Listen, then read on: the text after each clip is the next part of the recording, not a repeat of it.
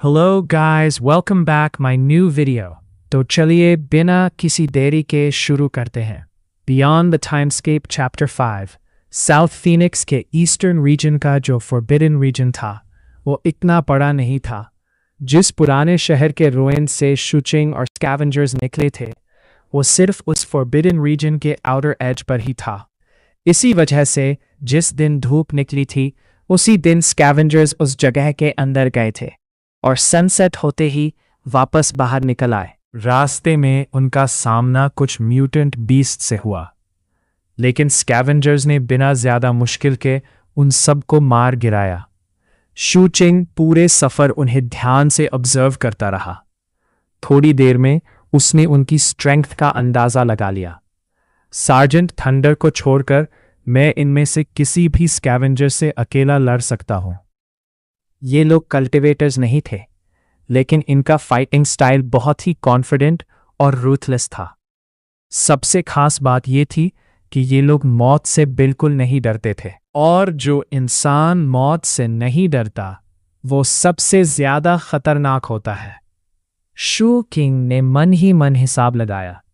1 से लड़ सकता हूं, 2 हुए तो मुश्किल होगी, 3 एक साथ आए तो मेरी हार पक्की है.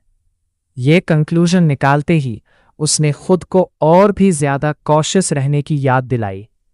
जैसे जैसे वो लोग सिविलाइज्ड वर्ल्ड के करीब पहुंच रहे थे, स्कैवेंजर्स के चेहरे पर टेंशन कम होती जा रही थी. अब वो आपस में हंसी मजाक भी करने लगे थे.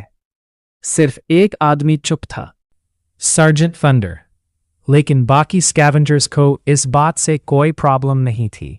उल्टा सब उसकी बहुत रिस्पेक्ट करते थे. ये देखकर शू किंग और भी क्यूरियस हो गया. आखिर सर्जेंट थंडर है कौन? लेकिन क्यूरियोसिटी के बावजूद उसने अपनी विजिलेंस बिल्कुल कम नहीं की. वो पूरे वक्त स्कैवेंजर्स के साथ चलता रहा, मगर कभी भी उनके बहुत करीब नहीं गया. बस इतनी दूरी बनाए रखी कि उनकी बातें आराम से सुन सके. आसमान अंधेरा होने लगा था. तभी शूचिंग को अचानक हवा में एक हल्की सी गर्माहट महसूस हुई. वो तुरंत रुक गया. उसने पीछे मुड़कर फॉरबिडन रीजन की तरफ देखा, फिर सामने नजर डाली. ऐसा लग रहा था जैसे आसमान से लेकर जमीन तक कोई अदृश्य दीवार, इनविजिबल बैरियर बनी हुई हो. उस दीवार के अंदर सब कुछ ठंडा, सुनसान और उदास था, लेकिन उसके बाहर मौसम बिल्कुल बसंत, स्प्रिंग जैसा महसूस हो रहा था. वो लोग फॉरबिडन रीजन से बाहर निकल चुके थे. बाहर रात हो चुकी थी. आसमान में अनेक चमकते हुए तारे थे और बीच में एक खूबसूरत चमकता हुआ चांद. जमीन अब भी वीरन थी, लेकिन फॉरबिडन रीजन की तरह डरावनी नहीं. यहां आम पंछियों और जंगली जानवरों की आवाजें सुनाई दे रही थी. थोड़ी दूर एक झाड़ी के पास शू चिंग की नजर एक छोटे से खरगोश पर पड़ी. खरगोश सावधानी से उन सबको देख रहा था. शू चिंग कुछ पल के लिए उसी को देखता रह गया. उसके लिए ये सब कुछ नया था. फॉरबिडन रीजन के अंधेरे और मौत भरे माहौल के बाद ये जगह किसी सपने जैसी लग रही थी. अब स्कैवेंजर्स पूरी तरह रिलैक्स हो चुके थे. यहां तक कि सर्जेंट थंडर के चेहरे की सख्ती भी पहले से काफी कम हो गई थी.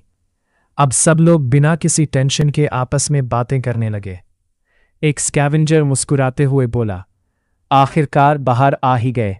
इस बार सब कुछ ठीक रहा, लेकिन मेरी कसम, ये शायद आखिरी बार है जब मैं किसी फॉरबिडन रीजन में जाऊंगा. दूसरा जोर से हंस पड़ा. सच में? अगर इस दुनिया में जिंदा रहना है और अच्छी जिंदगी जीनी है तो फॉरबिडन रीजन में जाना ही पड़ेगा. मैं तो इतने स्पिरिट कॉइन्स कमाऊंगा कि 7 ब्लड आइज के किसी सिटी में अपनी प्रॉपर्टी खरीदूंगा. शू किंग हमेशा की तरह चुप रहा, लेकिन उसके कान उनकी हर बात ध्यान से सुन रहे थे. इसी तरह चुपचाप सुनते हुए उसने काफी कुछ सीख लिया था. ये लोग बार बार 7 ब्लड आइज का नाम लेते थे. उससे अंदाजा हो गया कि ये कोई बहुत ही पावरफुल ऑर्गेनाइजेशन है. इसी तरह कई बार वायलेट लैंड्स का भी जिक्र हुआ था. शू किंग ने दोनों नाम अपने दिमाग में हमेशा के लिए याद कर लिए। एक स्कैवेंजर हंसकर बोला, बस प्रॉपर्टी खरीदना ही तेरा सपना है। 7 ब्लड आइज के बहुत सारे शहर हैं, जैसे एंटलवेयर, लेकिन वहां सिर्फ स्पिरिट कॉइन्स होना काफी नहीं है। अंदर जाने के लिए 7 ब्लड आइज के किसी डिसाइपल की रिकमेंडेशन भी चाहिए। फिर उसने मुस्कुरा कर कहा, और वैसे भी प्रॉपर्टी खरीदने से क्या होगा, मैं तो सीधा 7 ब्लड आइज का डिसाइपल बनना चाहता हूं। दूसरा स्कैवेंजर जोर से हंस पड़ा, तू 3 दिन बस 7 ब्लड आइज में सरवाइव नहीं करेगा। इतनी बड़ी बड़ी बातें करने से अच्छा ये बोल दे कि तू समुंदर पार करके रिवर्ड एंशिएंट मेनलैंड में जाकर बसने वाला है। वैसे भी सुना है वही इंसानों की असली जन्मभूमि है। ये नाम सुनते ही शू किंग के कान खड़े हो गए। रिवर्ड एंशिएंट मेनलैंड, उसने ये नाम पहले भी देखा था। वही नाम उस बैम्बू स्लिप में लिखा हुआ था जो उससे फॉरबिडन रीजन में मिला था। तीसरा स्कैवेंजर हंसी उड़ाते हुए बोला, अगर मैं इतना पावरफुल होता कि समुंदर के सारे खतरों से बच सकता, तो क्या मैं यहां रहता? इसके बाद दोनों स्कैवेंजर्स की बातचीत धीरे धीरे बहस में बदलने लगी। शू किंग बिना कुछ बोले सब कुछ सुन रहा था। उससे उम्मीद थी कि शायद उनकी बातों से उसे इस दुनिया के बारे में और भी नई जानकारी मिलेगी। तभी काफी देर से चुप बैठे सर्जेंट थंडर ने आखिर बोलना शुरू किया। उसकी आवाज शांत थी, लेकिन हर शब्द में वजन था। रिवर्ड एंशिएंट मेनलैंड पहुंचना नामुमकिन नहीं है, लेकिन उसके सिर्फ कुछ ही तरीके हैं, और तुम्हें खुद फैसला करना होगा कि तुम्हारे लिए कौन सा रास्ता सही है। सार्जेंट थंडर ने धीरे से अपनी बात जारी रखी। पहला तरीका, 15 साल की उम्र से पहले फाउंडेशन एस्टैब्लिशमेंट रेल्म तक पहुंच जाओ। अगर तुम ये कर पाए तो तुम्हें चोजन का दर्जा दिया जाएगा। वो कुछ पल के लिए रुका, फिर बोला, दूसरा तरीका, वायलेट लैंड्स, 7 ब्लड आइज या चर्च ऑफ डिपार्चर को 3 से 1000 स्पिरिट कॉइन्स दो, तब वो तुम्हें रिवेर्ड एंशिएंट मेनलैंड भेज देंगे। फिर उसने तीसरी उंगली उठाई। तीसरा, ह्यूमैनिटी के लिए बिल कंकाक्टिंग में बहुत बड़ा योगदान दो। अगर तुम्हारी कंट्रीब्यूशन काफी बड़ी हुई तो तुम्हें भी वहां जाने का मौका मिल सकता है। अब उसने चौथी उंगली उठाई। चौथा तरीका, वायलेट लैंड्स के किसी ग्रेट क्लान, 7 ब्लड आइज के किसी पीक लॉर्ड या चर्च ऑफ डिपार्चर के लीडर का सक्सेसर अप्रेंटिस बन जाओ। अगर उन्होंने तुम्हें अपना वारिस मान लिया तो रिवर्ड एंशिएंट मेनलैंड का रास्ता खुल जाएगा। सब स्कैवेंजर्स चुपचाप उसकी बात सुन रहे थे। तब सार्जेंट थंडर के चेहरे पर एक अजीब सी मुस्कान आई। और हाँ, एक पांचवा तरीका भी है। उसकी आवाज थोड़ी ठंडी हो गई। लिविंग ट्रेजर बन जाओ। अब सोचो, तुम में से किसके लिए ये सबसे आसान रास्ता है? ये शब्द सुनते ही सब स्कैवेंजर्स के चेहरे का रंग उड़ गया। उनकी आंखों में अजीब सा डर साफ नजर आ रहा था। शू चिंग ने ये सब ध्यान से देखा। सबसे ज्यादा उसका ध्यान लिविंग ट्रेजर वाले शब्द पर था। उसके दिमाग में तुरंत स्लम्स की यादें ताज़ा हो गई। उसे याद आया, कई बार अमीर लोग अच्छे कपड़े पहन कर आते थे और उसके कुछ दोस्तों को अपने साथ ले जाते थे। लोग कहते थे कि उन्हें लिविंग ट्रेजर बनाया जा रहा है। उस वक्त स्लम्स के बहुत से बच्चे उनसे जलान महसूस करते थे। सबको लगता था कि शायद उनकी किस्मत चमक गई है। लेकिन अब स्कैवेंजर्स के चेहरों पर इतना डर देखकर शू किंग के दिल में एक अजीब सी बेचैनी उठने लगी। उसने धीरे से सर्जेंट थंडर की तरफ देखा और पूछा, एक्सक्यूज मी, लिविंग ट्रेजर होता क्या है? सार्जेंट थंडर कुछ पल तक शू चिंग को देखता रहा। फिर उसने शांत आवाज में जवाब दिया, लिविंग ट्रेजर वो लोग होते हैं जिनके शरीर को किसी मैजिकल ट्रेजर के साथ जोड़ दिया जाता है। उनका मांस और खून उस ट्रेजर के अंदर मौजूद पोल्यूटेड म्यूटेजन को अब्जॉर्ब करता रहता है। इस वजह से वो मैजिकल ट्रेजर बिना किसी खतरे के इस्तेमाल किया जा सकता है। वो एक पल के लिए रुका। उसकी आंखों में उदासी सी थी। लेकिन इसकी कीमत बहुत भारी होती है। म्यूटेजन धीरे धीरे उनके पूरे शरीर को बर्बाद कर देता है। उनका जिस्म जल्दी सूखने लगता है और आखिर में वो मर जाते हैं। ये सुनते ही शू किंग की आंखें एकदम सिकुड़ गईं। उसके दिल में जोर का झटका लगा। अब उससे समझ आ गया था, उसके स्लम के जिन बच्चों को लोग नसीब वाला समझते थे, वो असल में मौत की तरफ भेजे जा रहे थे। शू किंग ने कुछ नहीं कहा, बस चुपचाप आगे चलता रहा। लिविंग ट्रेजर की बात ने पूरे ग्रुप का माहौल बदल दिया था। अब कोई भी स्कैवेंजर मजाक या बातचीत नहीं कर रहा था। सब खामोशी से अंधेरी रात में अपना सफर जारी रखे हुए थे। फॉरबिडन रीजन से काफी दूर निकलने के बाद वो लोग एक बहुत बड़े मैदान में पहुंचे। सार्जेंट थंडर ने वहीं रात गुजारने का फैसला किया।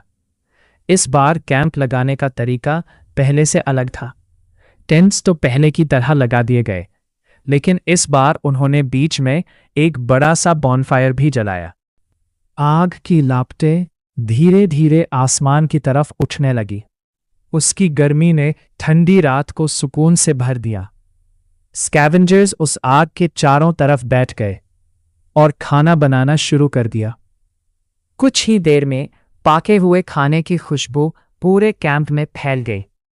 शू किंग चुपचाप उस खुशबू को महसूस करता रहा। उसके पेट में जोर की भूख उठने लगी, लेकिन उसके पास सिर्फ उसकी बोरी में रखा हुआ सख्त जर्की, सूखा मांस ही था। उसके पास और कुछ भी नहीं था। कुछ देर बाद सार्जेंट थंडर की नज़र शू चिंग पर पड़ी। वो धीरे से उठा और अपने बैग के पास गया। उसने अंदर हाथ डाला और 3 गरम गरम स्टीम्ड बन्स निकाले।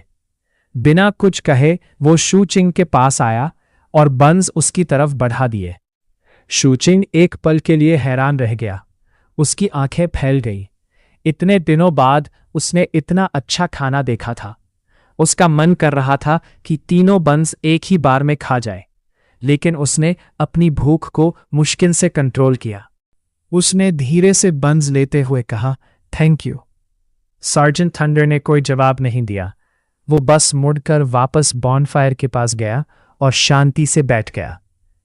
तभी एक स्कैवेंजर मुस्कुराते हुए बोला, सार्जेंट थंडर, आप इस लड़के का इतना ख्याल क्यों रख रहे हो?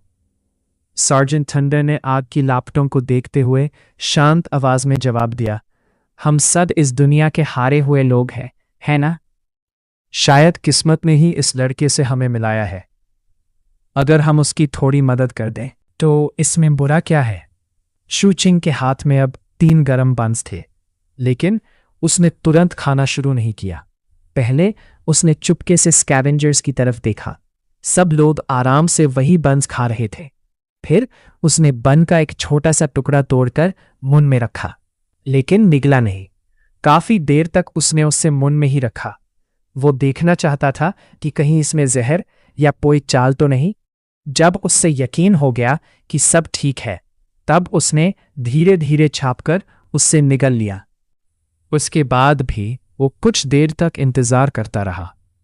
जब उसके शरीर में कोई अजीब रिएक्शन नहीं हुआ, तब उसने गहरी सांस ली और फिर उसने पहला बन पल भर में खत्म कर दिया। उसके बाद दूसरा बन भी बिना रुके खा गया। फिर भी उसकी भूख पूरी नहीं मिटी थी, लेकिन तीसरा बन खाने के बजाय उसने बहुत संभाल कर उसे अपने बैग में रख दिया, जैसे वो कोई आम बन नहीं बल्कि दुनिया का सबसे कीमती खजाना हो। कुछ ही देर में रात काफी गहरी हो गई। एक एक करके सारे स्कैवेंजर्स अपने टेंट्स में चले गए। सार्जेंट थंडर ने हमेशा की तरह शू चिंग को एक स्लीपिंग बैग दिया। इस बार उसने स्लीपिंग बैग देते हुए सिर्फ इतना कहा, ये रख लो, अब ये तुम्हारा है। शू चिंग ने हैरानी से उसकी तरफ देखा।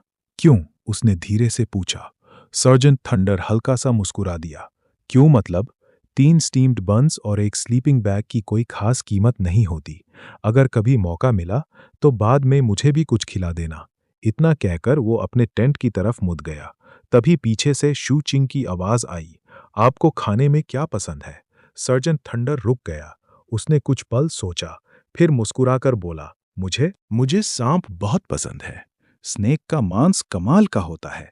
ये कहकर वो अपने टेंट के अंदर चला गया। शू किंग कुछ देर तक उस टेंट को देखता रहा। उसने स्लीपिंग बैग को जोर से अपनी बाहों में पकड़ लिया, फिर धीरे से सिर हिलाया। उसने स्लीपिंग बैग जमीन पर बिछाया और उसके अंदर लेट गया, लेकिन उसने सोने की कोशिश नहीं की। जैसे हमेशा करता था वैसे ही उसने आंखें बंद करके सी एंड माउंटेन इंकांटेशन की कल्टीवेशन शुरू कर दी। कल्टीवेशन करते ही उसके पूरे शरीर में हड्डियां जमाने वाली ठंड दौड़ गई, लेकिन उसने कभी भी इस तकलीफ को अपनी ट्रेनिंग के बीच नहीं आने दिया। उसके लिए हर पल कीमती था।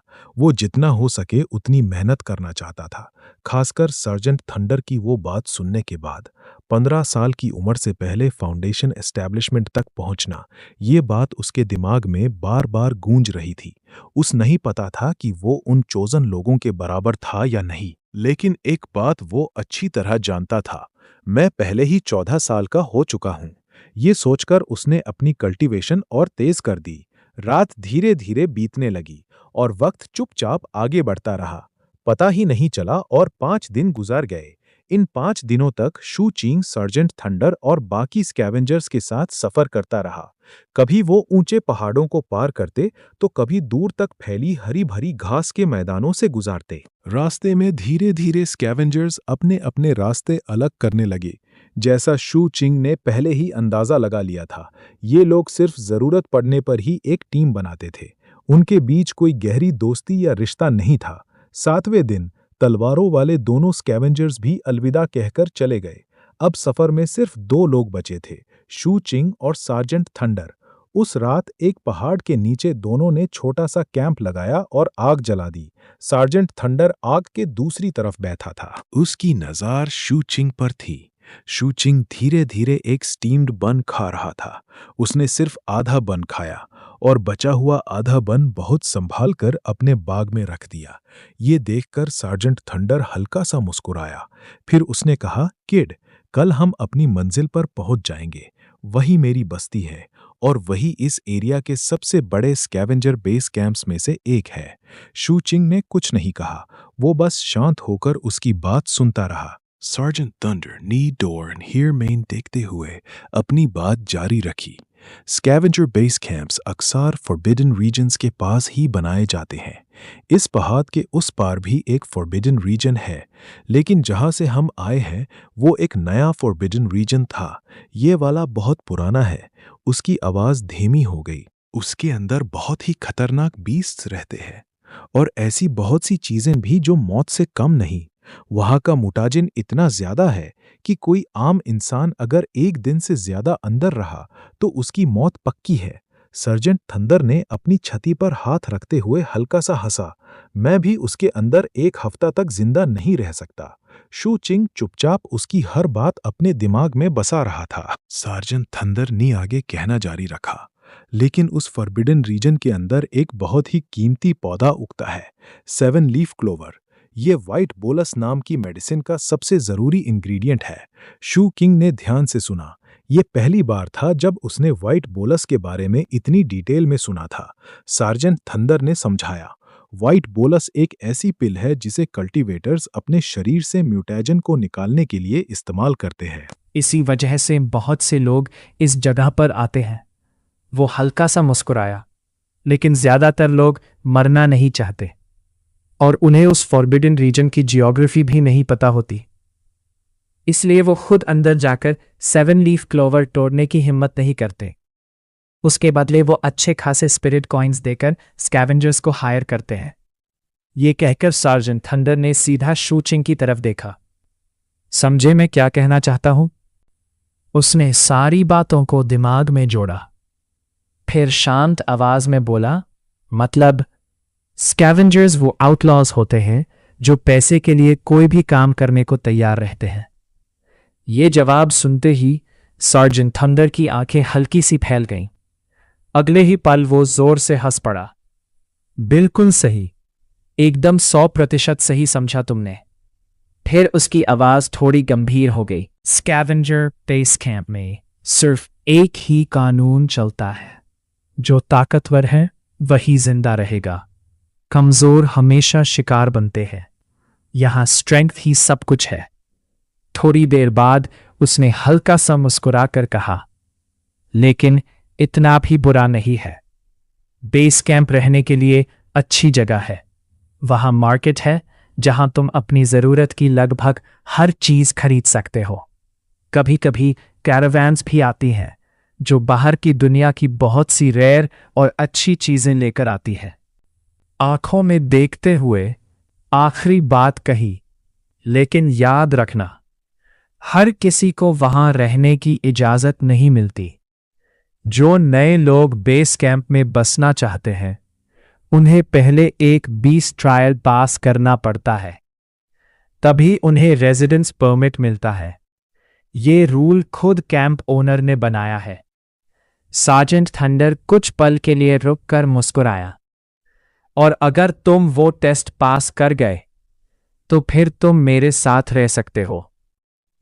शू किंग चुप रहा, लेकिन उसकी आंखों में पहली बार एक हल्की सी उम्मीद की चमक दिखाई दी। चैप्टर 6 साउथ फीनिक्स एक बहुत ही विशाल जगह थी। अगर आसमान से देखा जाए तो उसका शेप लगभग अंडे इलिप्स जैसा दिखता था और चारों तरफ समुंदर से घिरा हुआ था। ये सी ऑफ एंडलेसनेस के जरिए रिवियर्ड एंशिएंट मेनलैंड से अलग था, इसलिए ये एक बड़े आइलैंड की तरह लगता था।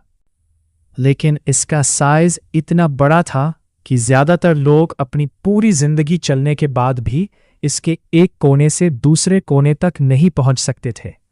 इसके अलावा जमीन का बड़ा हिस्सा इंसानों के लिए बिल्कुल खतरनाक था। बीच में माउंटेन्स ऑफ ट्रूथ नाम की पहाड़ियां पूरे साउथ फीनिक्स को 2 हिस्सों में बांट देती थीं। उन पहाड़ियों के साउथ वेस्ट में एक बहुत बड़ा फॉरबिडन रीजन था जो साउथ फीनिक्स का लगभग 70% हिस्सा कवर करता था। सिर्फ नॉर्थ ईस्ट वाला एरिया ही इंसानों के रहने लायक था। फिर भी उस नॉर्थ ईस्ट में इंसानों की आबादी बहुत ज्यादा थी।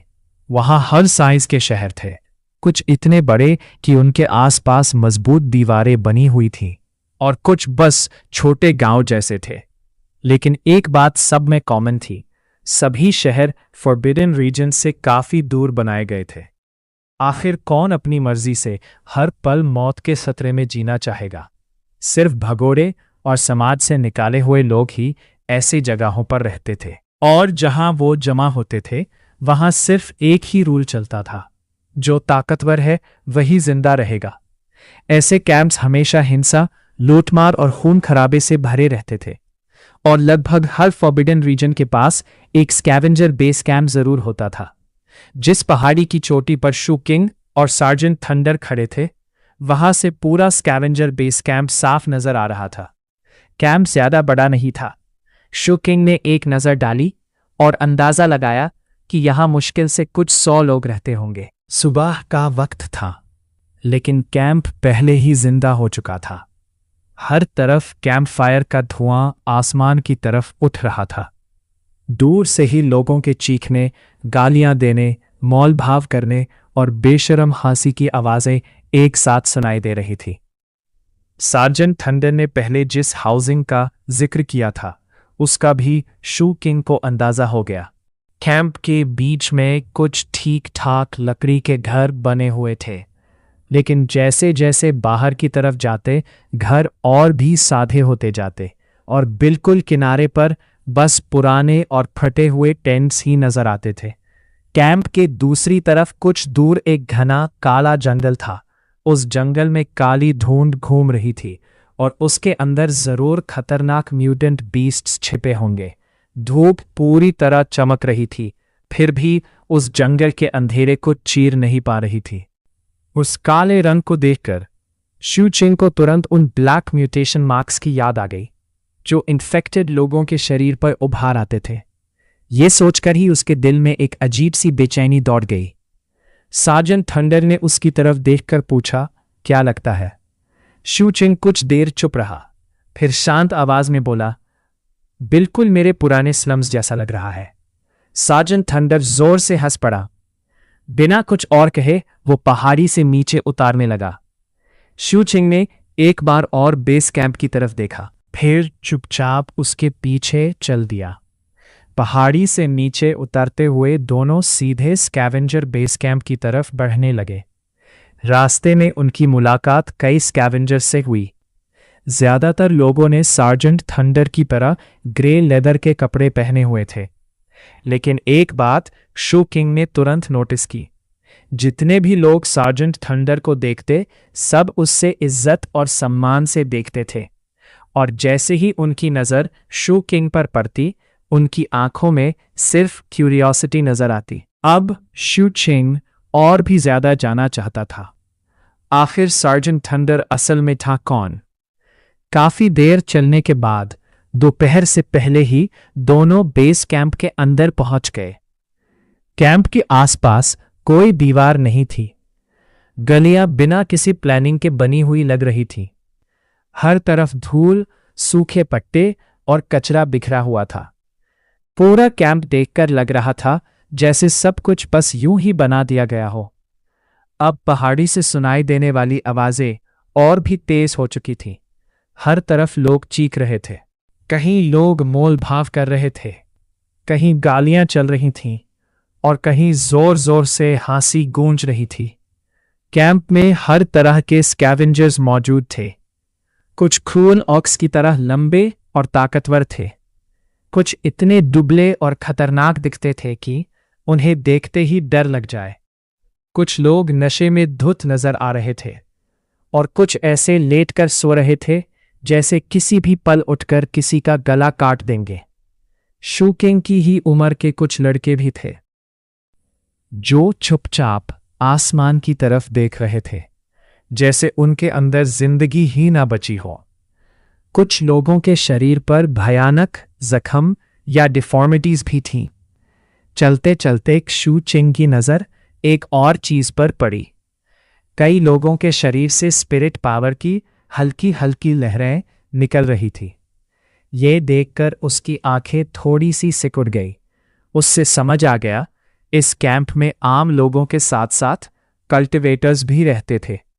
कैंप के अंदर हर तरह के लोग अपनी अपनी जिंदगी में व्यस्त थे।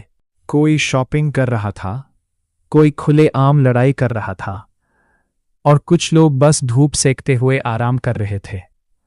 तभी शू चिंग की नज़र कुछ अजीब टेंट्स पर पड़ी। उन टेंट्स को रंग बिरंगे पंखों, फेदर्स से सजाया गया था। कुछ आदमी उन टेंट से बाहर निकले, अपनी बैंड ठीक करते हुए। उनके चेहरे पर बेशर्म मुस्कान थी। शू चिंग ने एक ही नज़र में समझ लिया कि यह किस तरह की जगह है। अगर कोई बाहर का इंसान इस कैंप को देखता तो उसके लिए ये जगह किसी नरक हेल से कम नहीं होती, लेकिन शू किंग के लिए ये सब कुछ बिल्कुल नॉर्मल था। उसने मन ही मन सोचा, ये जगह वैसे ही है जैसे मेरे पुराने स्लम्स। इसी बीच उन्हीं टेंट्स में से एक खूबसूरत जवान औरत बाहर आई। उसने बहुत कम कपड़े पहने थे। उसकी नज़र सीधी शू किंग पर पड़ी। मुस्कुराते हुए उसने उंगली से इशारा किया, इधर आओ। शू किंग बस उसकी तरफ देख ही रहा था कि सार्जेंट थंडर ने ठंडी आवाज में कहा, अपनी नजरें संभाल कर रखो। शू किंग ने बिना घबराए जवाब दिया, मुझे पता है ये कैसी जगह है। ये सुनकर सार्जेंट थंडर थोड़ा हैरान हुआ। उसके चेहरे पर हल्की सी मुस्कान आ गई, लेकिन उसने कुछ नहीं कहा। दोनों कैंप के और अंदर बढ़ते गए। चलते हुए शू चिंग हर गली, हर मोड़ और हर बिल्डिंग को ध्यान से देख रहा था। वो अपने दिमाग में पूरे कैंप का एक नक्शा बना रहा था। ये उसकी पुरानी आदत थी।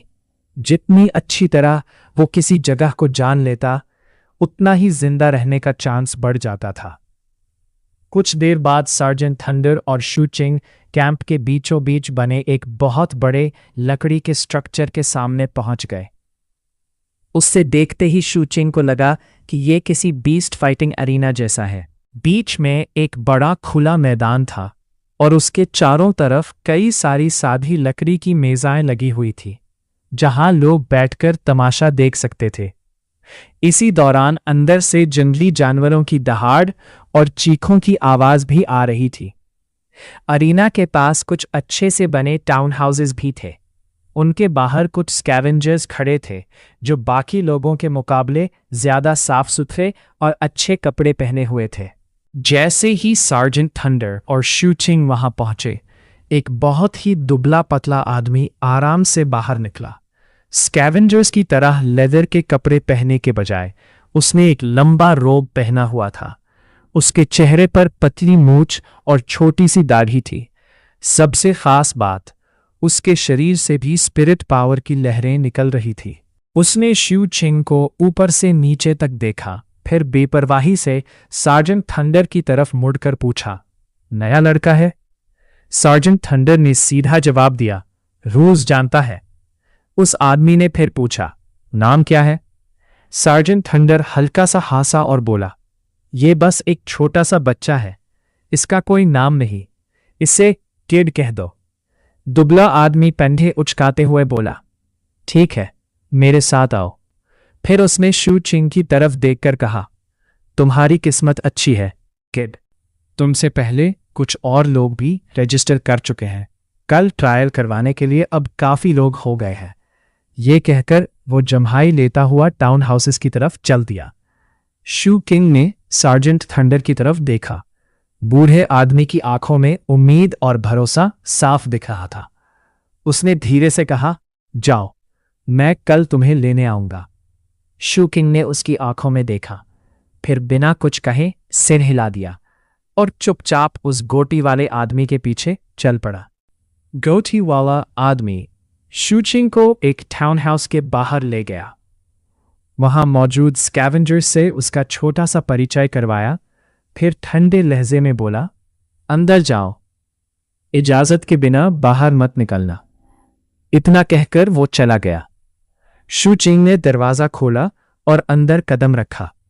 जैसे ही वो रूम में घुसा, 4 अलग अलग जोड़ी आंखें उसकी तरफ मुड़ गईं। रूम में कुल 5 लोग थे, शू चिंग को मिलाकर। उनमें 3 जवान लड़के और 1 लड़की थी।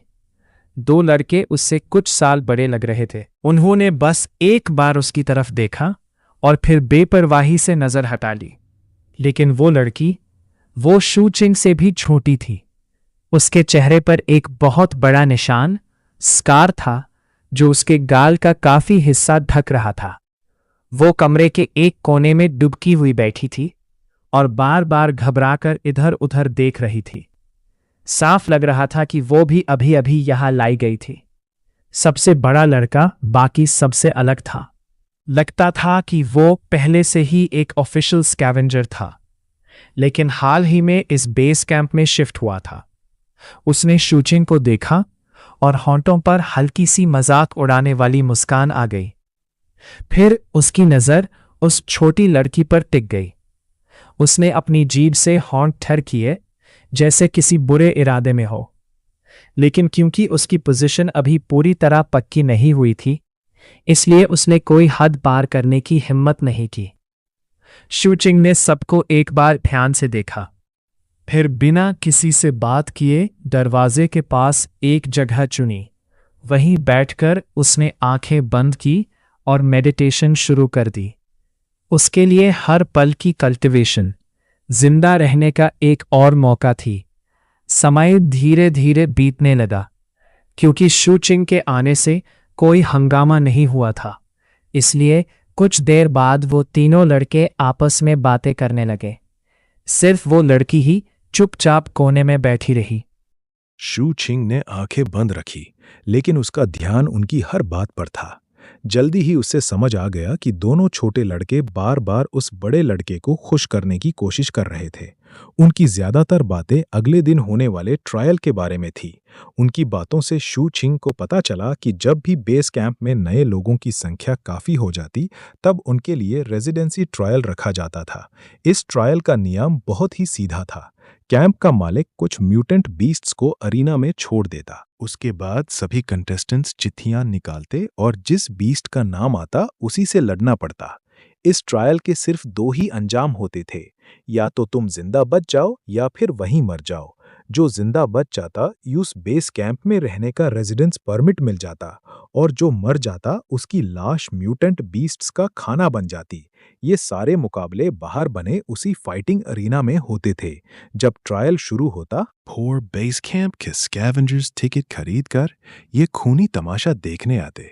साथ ही कैंप का मालिक बेटिंग भी खुलवा देता।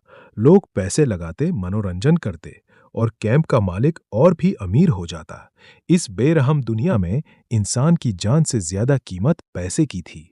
लेकिन सच ये भी था, जो लोग ना शहरों में रहने के लायक होते थे और ना ही किसी स्कैवेंजर बेस कैंप में जगह बना पाते। उनके पास सिर्फ एक ही रास्ता बकता था, जंगली इलाकों में अपनी जान बचाकर जीना। और वहां जिंदा बचने की उम्मीद और भी कम होती थी। हाँ, स्लम्स में वापस जाने का ऑप्शन हमेशा होता था, लेकिन जो लोग अपनी मर्जी से स्कैवेंजर कैंप्स तक पहुंचते थे, उनके पीछे हमेशा कोई ना कोई दर्दनाक कहानी जरूर होती थी। शू चिंग कमरे के एक कोने में शांत बैठा था। एक तरफ वो क्रॉस लेगेड मेडिटेशन कर रहा था और दूसरी तरफ बिना आंखें खोले सबकी बातें ध्यान से सुन रहा था। थोड़ी देर बाद उनकी बातों का रुख बदल गया। अब वो लोग हाल ही में हुई उस भयानक घटना की बात कर रहे थे। जब भगवान ने अपनी आंखें खोली थी, एक छोटे लड़के ने धीरे से कहा, जब मैं यहाँ आया था किसी ने बताया था कि तुम उस हादसे से बचकर निकली हो। क्या ये सच है? ये सुनकर शू चिंग ने धीरे से अपनी आंखें खोल दी, लेकिन जिस व्यक्ति से सवाल पूछा गया था वो शू चिंग नहीं था। सवाल उस कोने में बैठी चेहरे पर बड़े निशान वाली लड़की से पूछा गया था। लड़की का शरीर कांप उठा। उसने धीरे से सिर हिलाकर हान में जवाब दिया। शू चिंग की नजर उस पर टिक गई। बाकी लोग सिर्फ उस घटना के बारे में सुनकर आए थे, लेकिन शू चिंग ने उस कहर को अपनी आंखों से देखा था, इसलिए वो अच्छी तरह जानता था जो भी उस तबाही से बचकर यहाँ तक पहुँच गया है वो उतना कमजोर कभी नहीं हो सकता जितना वो दिख रहा हो। लड़की ने महसूस किया कि शू चिंग उसे देख रहा है। उसने भी पलटकर उसकी तरफ देखा। दोनों की नजरें एक पल के लिए मिली। फिर शू चिंग ने बिना कुछ कहे दोबारा आंखें बंद कर ली। वो फिर से कल्टीवेशन में डूब गया। उसके लिए हर एक पल की ट्रेनिंग, जिंदा रहने की उम्मीद थी, और इसी तरह पूरी रात शांति से बीत गई।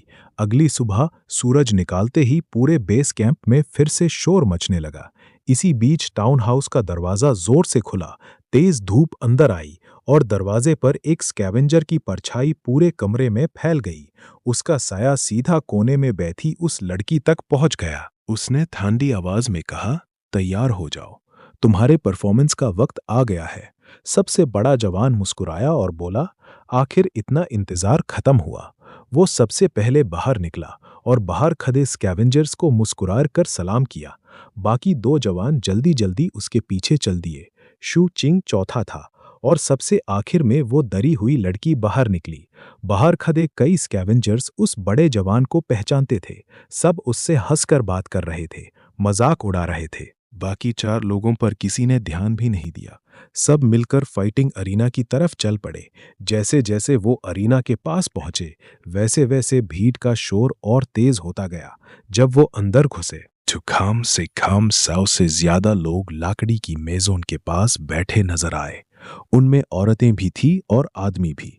सबके चेहरों पर एक ही चीज थी, खूनी तमाशा देखने का जुनून। उनकी चीखों और शोर ने उस छोटी लड़की को और भी ज्यादा डरा दिया। दो छोटे जवानों के चेहरे भी सफेद पड़ गए, लेकिन सबसे बड़ा जवान, वो तो एक्साइटमेंट से मुस्कुराहा था। सिर्फ हू चिंग ही था जिसके चेहरे पर कोई बदलाव नहीं आया। उसने घबराने के बजाय पूरे अरीना को ध्यान से देखना शुरू कर दिया। अरीना ज्यादा बड़ा नहीं है। यहाँ छुपने या भागने की कोई जगह नहीं। मुझे लड़ाई को जितना जल्दी हो सके खत्म करना होगा। लकड़ी की दीवारें इतनी ऊंची हैं कि उन पर चढ़कर भागना नामुमकिन है, लेकिन उन दीवारों पर कुछ निशान दिख रहे हैं। शायद वहां छुपे हुए गेट्स हैं और उधर एक पैसेज भी है। अगर जरूरत पड़ी तो शायद मैं वक्त खरीदने की कोशिश कर सकता हूं। हो सकता है भीड़ का इतना शोर मुटेंट बीस्ट को डरा दे, या फिर ये शोर यूज और भी ज्यादा पागल और खतरनाक बना दे। शू चिंग ने गहरी सांस ली। फिर उसकी आंखों में एक ठंडी और दृढ़ चमक उभर आई। सबसे बेहतर रास्ता सिर्फ एक ही है, लड़ाई को जितनी जल्दी हो सके खत्म कर दो। चैप्टर 7। जैसे ही शू चिंग आसपास के शोर और चीखों के बीच देख रहा था, वही बड़ा गेट जिससे वो अभी अंदर आया था, जोर की आवाज के साथ बंद हो गया। गेट के बंद होते ही धूल का बड़ा बादल चारों तरफ उड़ गया। उस आवाज ने जैसे पूरे अरीना के स्कैवेंजर्स को और भी ज्यादा उत्साहित कर दिया। हर तरफ से चीखने, चिल्लाने और तालियों की आवाजें गूंजने लगी। शू किंग की नजर सामने बने एक ऊंचे प्लेटफॉर्म पर पड़ी। वहां एक मध्यम उम्र का आदमी महंगी ब्रोकेड रोब पहने हुए धीरे धीरे चढ़कर आया। उसके पीछे कई अटेंडेंट्स चल रहे थे। वो काफी दूर था, इसलिए शू किंग उसका चेहरा साफ नहीं देख पाया। लेकिन एक बात बिल्कुल साफ थी, ये आदमी बहुत बड़ा और ताकतवर था। इतनी दूरी के बावजूद शू चिंग उसके शरीर से निकालती स्पिरिट पावर को महसूस कर सकता था, और वो पावर शू चिंग से कई गुना ज्यादा थी। बस इतना महसूस करते ही शू चिंग और भी सतर्क हो गया। उससे पूरा यकीन तो नहीं था, लेकिन उसका अंदाजा था कि यही स्कैवेंजर बेस कैंप का मालिक था। उसके शक को और मजबूत बना दिया कल वाले बकरी दाढ़ी वाले आदमी ने, जो उसके पास खड़ा उसके कान में धीरे धीरे कुछ कह रहा था। कैंप ओनर ने सिर्फ हल्का सा सर हिलाया और अपनी सीट पर बैठ गया। गोती वाला आदमी उसके पास ही खड़ा रहा और नीचे अरीना की तरफ देखने लगा। तभी एक और बहुत बड़ा लकड़ी का गेट खुला। अंदर से किसी जंगली जानवर की डरावनी गराज सुनाई दी। उसके साथ ही कुछ स्कैवेंजर्स बाहर आए। वो 4 ग्रुप्स में थे। हर ग्रुप में 3 लोग थे और सब मिलकर बड़े बड़े लोहे के पिंजरे खींच कर ला रहे थे। उन पिंजरों के अंदर खतरनाक जंगली जानवर बंद थे, जो बार बार सलाखों पर झपट रहे थे और जोर जोर से गरज रहे थे। शू किंग ने एक एक पिंजरे को ध्यान से देखा। सबसे पहले शू किंग की नजर 2 विशाल भेदियों पर पड़ी। एक दूसरे से बड़ा था। दोनों के दांत तलवार की धार की तरह तेज थे। उनका पूरा शरीर काले रंग का था और आंखें खून की तरह लाल चमक रही थी। उनके मुंह से लगातार लार टपक रही थी और वो शू किंग और बाकी 4 लड़ाकों को ऐसे घूर रहे थे जैसे कभी भी उन्हें जिंदा निकाल जाएंगे। दूसरे पिंजरे में एक लाल रंग का विशाल भालू था। उसके हाथ पैर एक बड़े आदमी की जंघों से भी मोटे थे। उसके चेहरे पर सिर्फ हिंसा और खून की भूख दिख रही थी। वो बार बार अपने पिंजरे को जोर से हिला रहा था। उस पिंजरे को संभालने के लिए स्कैवेंजर्स को पूरी ताकत लगानी पड़ रही थी। आखिरी छोटे पिंजरे में एक गिब्बन था। पहली नजर में वो बाकी जानवरों जितना डरावना नहीं लग रहा था, लेकिन उसका पूरा शरीर बड़े बड़े फोदों और घावों से भरा हुआ था। वो बार बार लोहे की सलाखों से टकरा रहा था। हर टक्कर के साथ कुछ फोड़े फट जाते और उनमें से गंदा पीला तरल बाहर निकल आता। ये मंजर देखकर भी भीड़ और जोर से गरजने लगी। शू चिंग के साथ आए 2 जवान लड़कों के चेहरे बिल्कुल सफेद पड़ गए। लड़की तो डर के मारे कांप रही थी।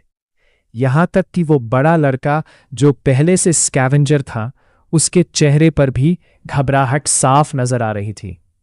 शू चिंग ने दोबारा गेट की तरफ देखा। उसने मन ही मन सोचा, सिर्फ 4 जानवर, लेकिन हम तो 5 लोग हैं। जैसे ही उसने ये सोचा, अचानक सभी 4 जानवर एक साथ बिल्कुल शांत हो गए।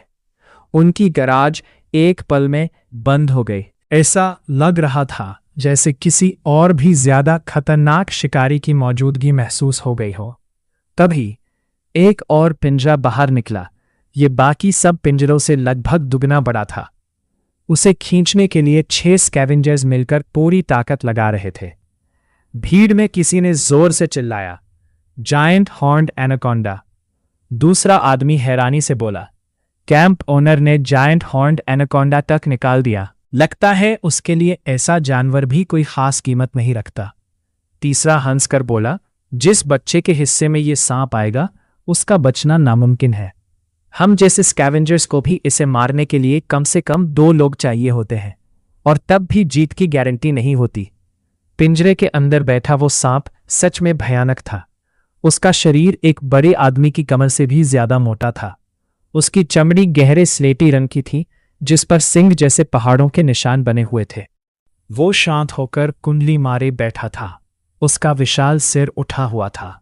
उसकी पीली आंखें ठंडी और निर्दयी नजर से बाहर की दुनिया को देख रही थी। जब उसकी नजर दोनों भेदियों और गिबन पर पड़ी, तीनों जानवर डर के मारे कांप उठे। लाल भालू ने जोर से दहाड़ मारी, लेकिन दहाड़ने के साथ साथ धीरे धीरे पिंजरे के दूसरे कोने में पीछे हट गया। उसके अंदर भी उस सांप का डर साफ दिख रहा था।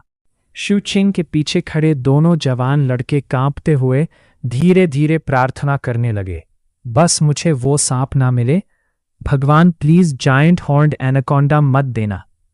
दोनों के चेहरे पर मौत का डर साफ नजर आ रहा था, लेकिन शू चिंग की आंखों में बिल्कुल अलग चमक थी। उसने इस तरह का जायंट हॉर्न्ड एनाकोंडा पहले भी देखा था। जब वो स्लम्स में रहता था, एक बार एक शिकारी इसका मारा हुआ शरीर लेकर आया था। तब उसने सुना था कि ये सांप इतना ताकतवर होता है कि किसी बड़े पेड़ को लपेटकर बीच से तोड़ सकता है। इसकी स्केल्स बहुत मजबूत होती है, इसलिए इसे आसानी से चोट नहीं लगती। हाँ, एक कमी जरूर थी, ये बहुत तेज नहीं होता था। सबसे कीमती चीज थी इसका गॉल ब्लैडर, पित्त की थैली। लोग कहते थे कि उसमें अद्भुत मेडिसिनल पावर होती है। वो शरीर के अंदर जमा हुई फिल्थ और म्यूटेशन को कम कर सकता था, और उसका मांस भी बहुत पौष्टिक होता था। ये सोचते ही शू चिंग को सर्जेंट थंडर की बात याद आ गई। उसने कहा था, मुझे सांप का मांस बहुत पसंद है। शू चिंग के होंठों पर हल्की सी मुस्कान आ गई। उससे अपना बचपन भी याद आया। तब वो अक्सर सांप पकड़कर खाया करता था। ये याद आते ही उसने अनजाने में अपने होंठों पर जीभ फेर ली। पिछली रात की कल्टीवेशन के बाद उसके हाथ पर म्यूटेशन का काला दाग और गहरा हो गया था, और पहली बार उसमें दर्द भी शुरू हो गया था। उसे महसूस हुआ कि अगर वो इस जायंट हॉर्न्ड एनाकोंडा का गैल ब्लैडर खा ले तो शायद उसके म्यूटेशन का असर कम हो सकता है। अब उसकी नज़र सिर्फ उस विशाल सांप पर टिकी हुई थी। कुछ ही देर बाद लॉटरी निकालने का वक्त आ गया।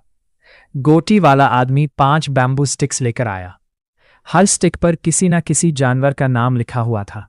सबसे पहले उस बड़े स्कैवेंजर लड़के ने स्टिक उठाई। नाम देखते ही उसने राहत की सांस ली। उसके बाद दोनों जवान लड़कों की बारी आई। दोनों आंखें बंद करके प्रार्थना करते हुए स्टिक उठा रहे थे, लेकिन नाम देखते ही उनके चेहरे उतर गए। फिर लड़की की बारी आई। उसने अपनी स्टिक देखी और उसका चेहरा एकदम सफेद पड़ गया। उसके हिस्से में आया था जायंट हॉर्न्ड एनाकोंडा। अब सिर्फ एक बैम्बू स्टिक बची थी। शू किंग ने उसे उठाया। उस पर लिखा था, छोटा काला भेदिया। ये 5 जानवरों में सबसे कमजोर माना जा रहा था, लेकिन शू किंग खुश नहीं हुआ, बल्कि उसने हल्की सी भौं चढ़ा ली। उसकी नजर फिर से उस जायंट हॉर्न्ड एनाकोंडा पर जा टिकी, जैसे वो सोच रहा हो, काश ये सांप मुझे मिला होता। लॉटरी खत्म होते ही स्कैवेंजर्स 5 पार्टिसिपेंट्स को अरीना के एक कोने में बने सुरक्षित इनक्लोजर में ले गए, जहां से वो बाकी फाइट्स देख सकते थे। भीड़ का शोर और तेज हो गया। पहली फाइट का ऐलान हुआ। सबसे पहले उन 2 जवान लड़कों में से एक को अरीना में भेजा गया। उसके सामने था लाल रंग का विशाल भालू। लड़का डर के मारे कांप रहा था। जैसे ही फाइट शुरू हुई, सबको समझ आ गया कि दोनों की ताकत में जमीन आसमान का फर्क है। लड़का सिर्फ कुछ ही वार रोक पाया। अगले ही पल भालू ने उससे जमीन पर गिरा दिया, और उसके बाद उसने उसके शरीर को बेरहमी से टुकड़े टुकड़े कर दिया। खून चारों तरफ बिखर गया। आधी भीड़ जोर जोर से तालियां और चीखें मारने लगी। बाकी आधे लोग गुस्से में उस मरे हुए लड़के को गालियां देने लगे। उन्होंने उस पर पैसे लगाए थे, और उसकी हार की वजह से उनका पैसा डूब गया था। ये खूनी मंजर देखकर दूसरा जवान लड़का पूरी तरह टूट गया। उसका पूरा शरीर कांप रहा था।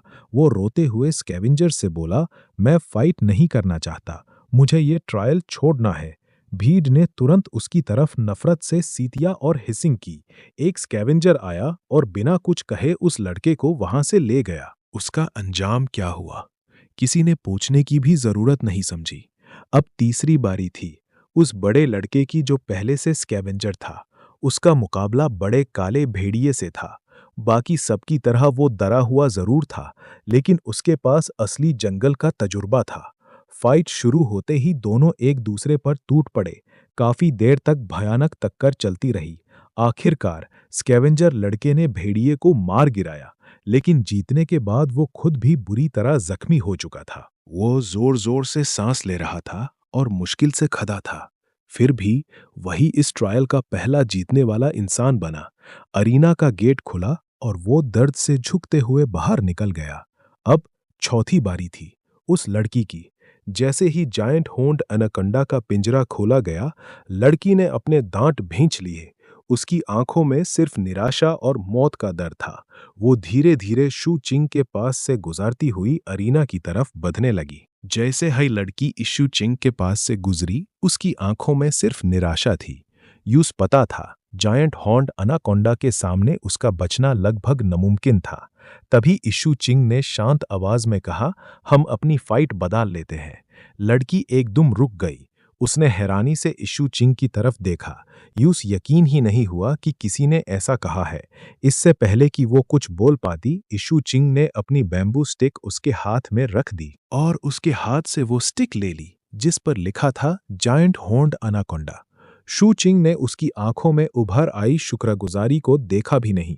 वो सीधा मुड़कर उस विशाल सांप की तरफ चल दिया। अरेना में बैठे लोग जोर जोर से चिल्लाने लगे। काफी लोग पहले ही देख चुके थे कि किसकी बारी कब आएगी, इसलिए उन्हें तुरंत समझ आ गया कि दोनों ने अपनी फाइट बदल ली है। लेकिन जिन लोगों ने शू चिंग या उस लड़की पर पैसे लगाए थे, उनके अलावा किसी को इस बात से ज्यादा फर्क नहीं पड़ा। कैंप ओनर ने भी कोई रोक टोक नहीं की। उसने बस शांति से सब कुछ होने दिया। शू किंग की नजर सिर्फ उस जायंट हॉर्न्ड अनाकोंडा पर टिकी हुई थी। सांप धीरे धीरे अपने पिंजरे से बाहर निकला।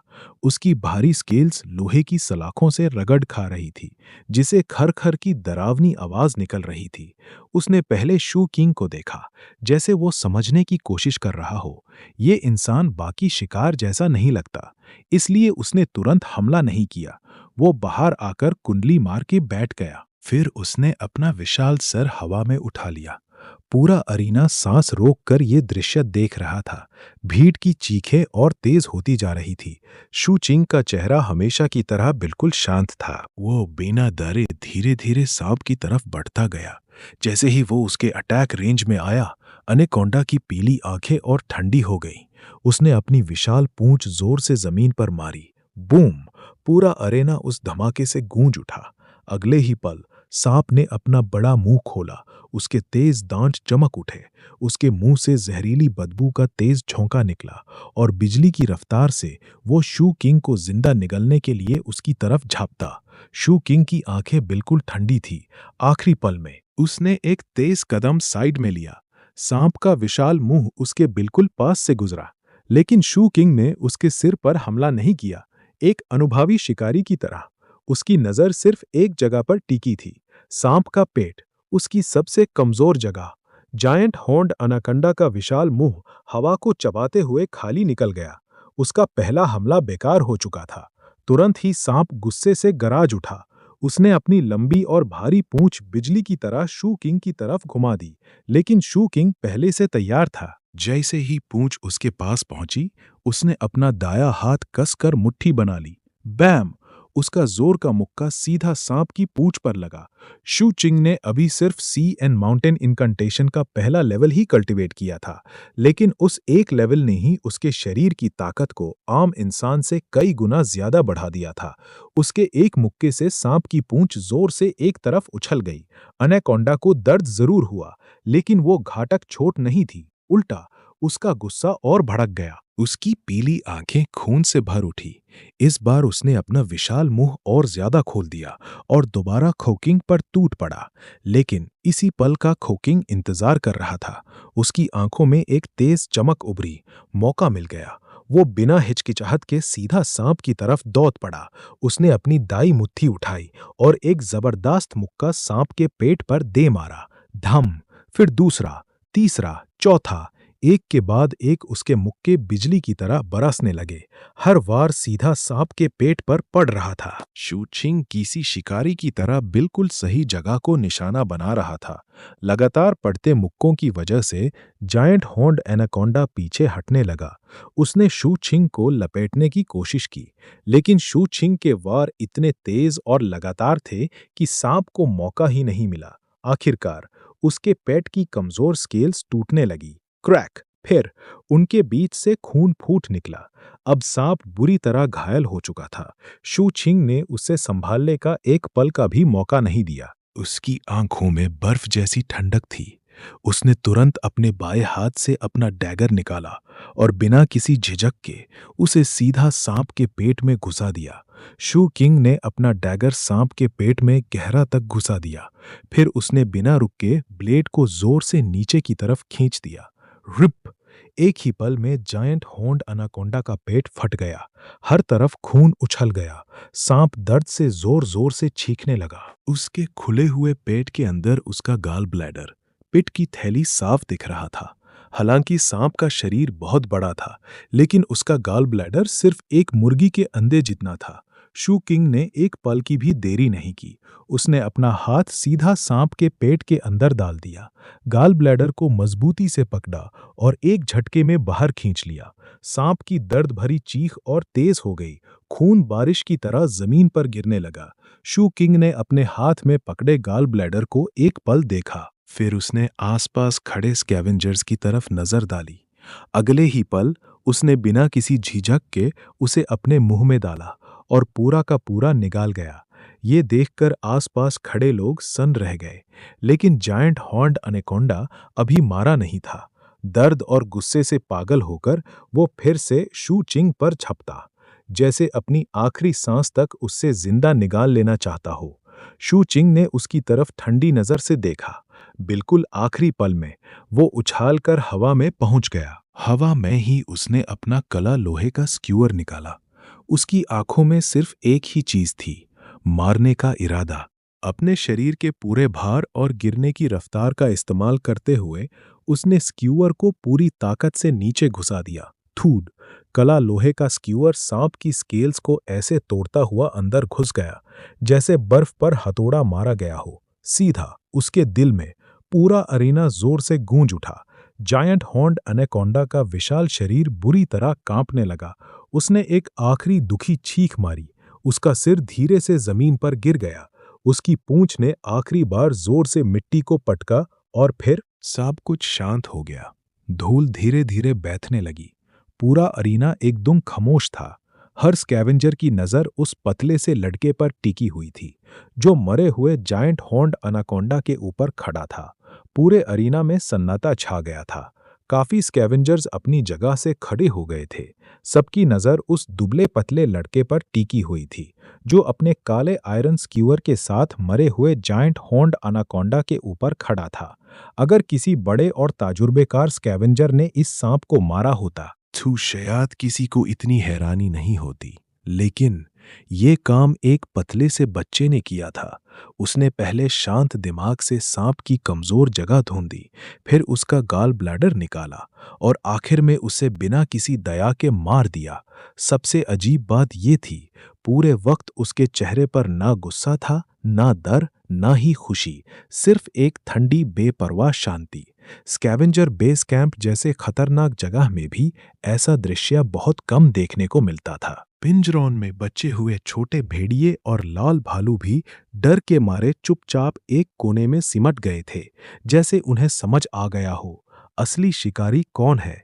ये ट्रायल अब ट्रायल जैसा बिल्कुल नहीं लग रहा था। ऐसा लग रहा था जैसे सू किंग किसी शिकार पर निकला हो। सब लोग चुपचाप देखते रहे। सू किंग ने अपना आयरन स्क्यूअर वापस रख दिया।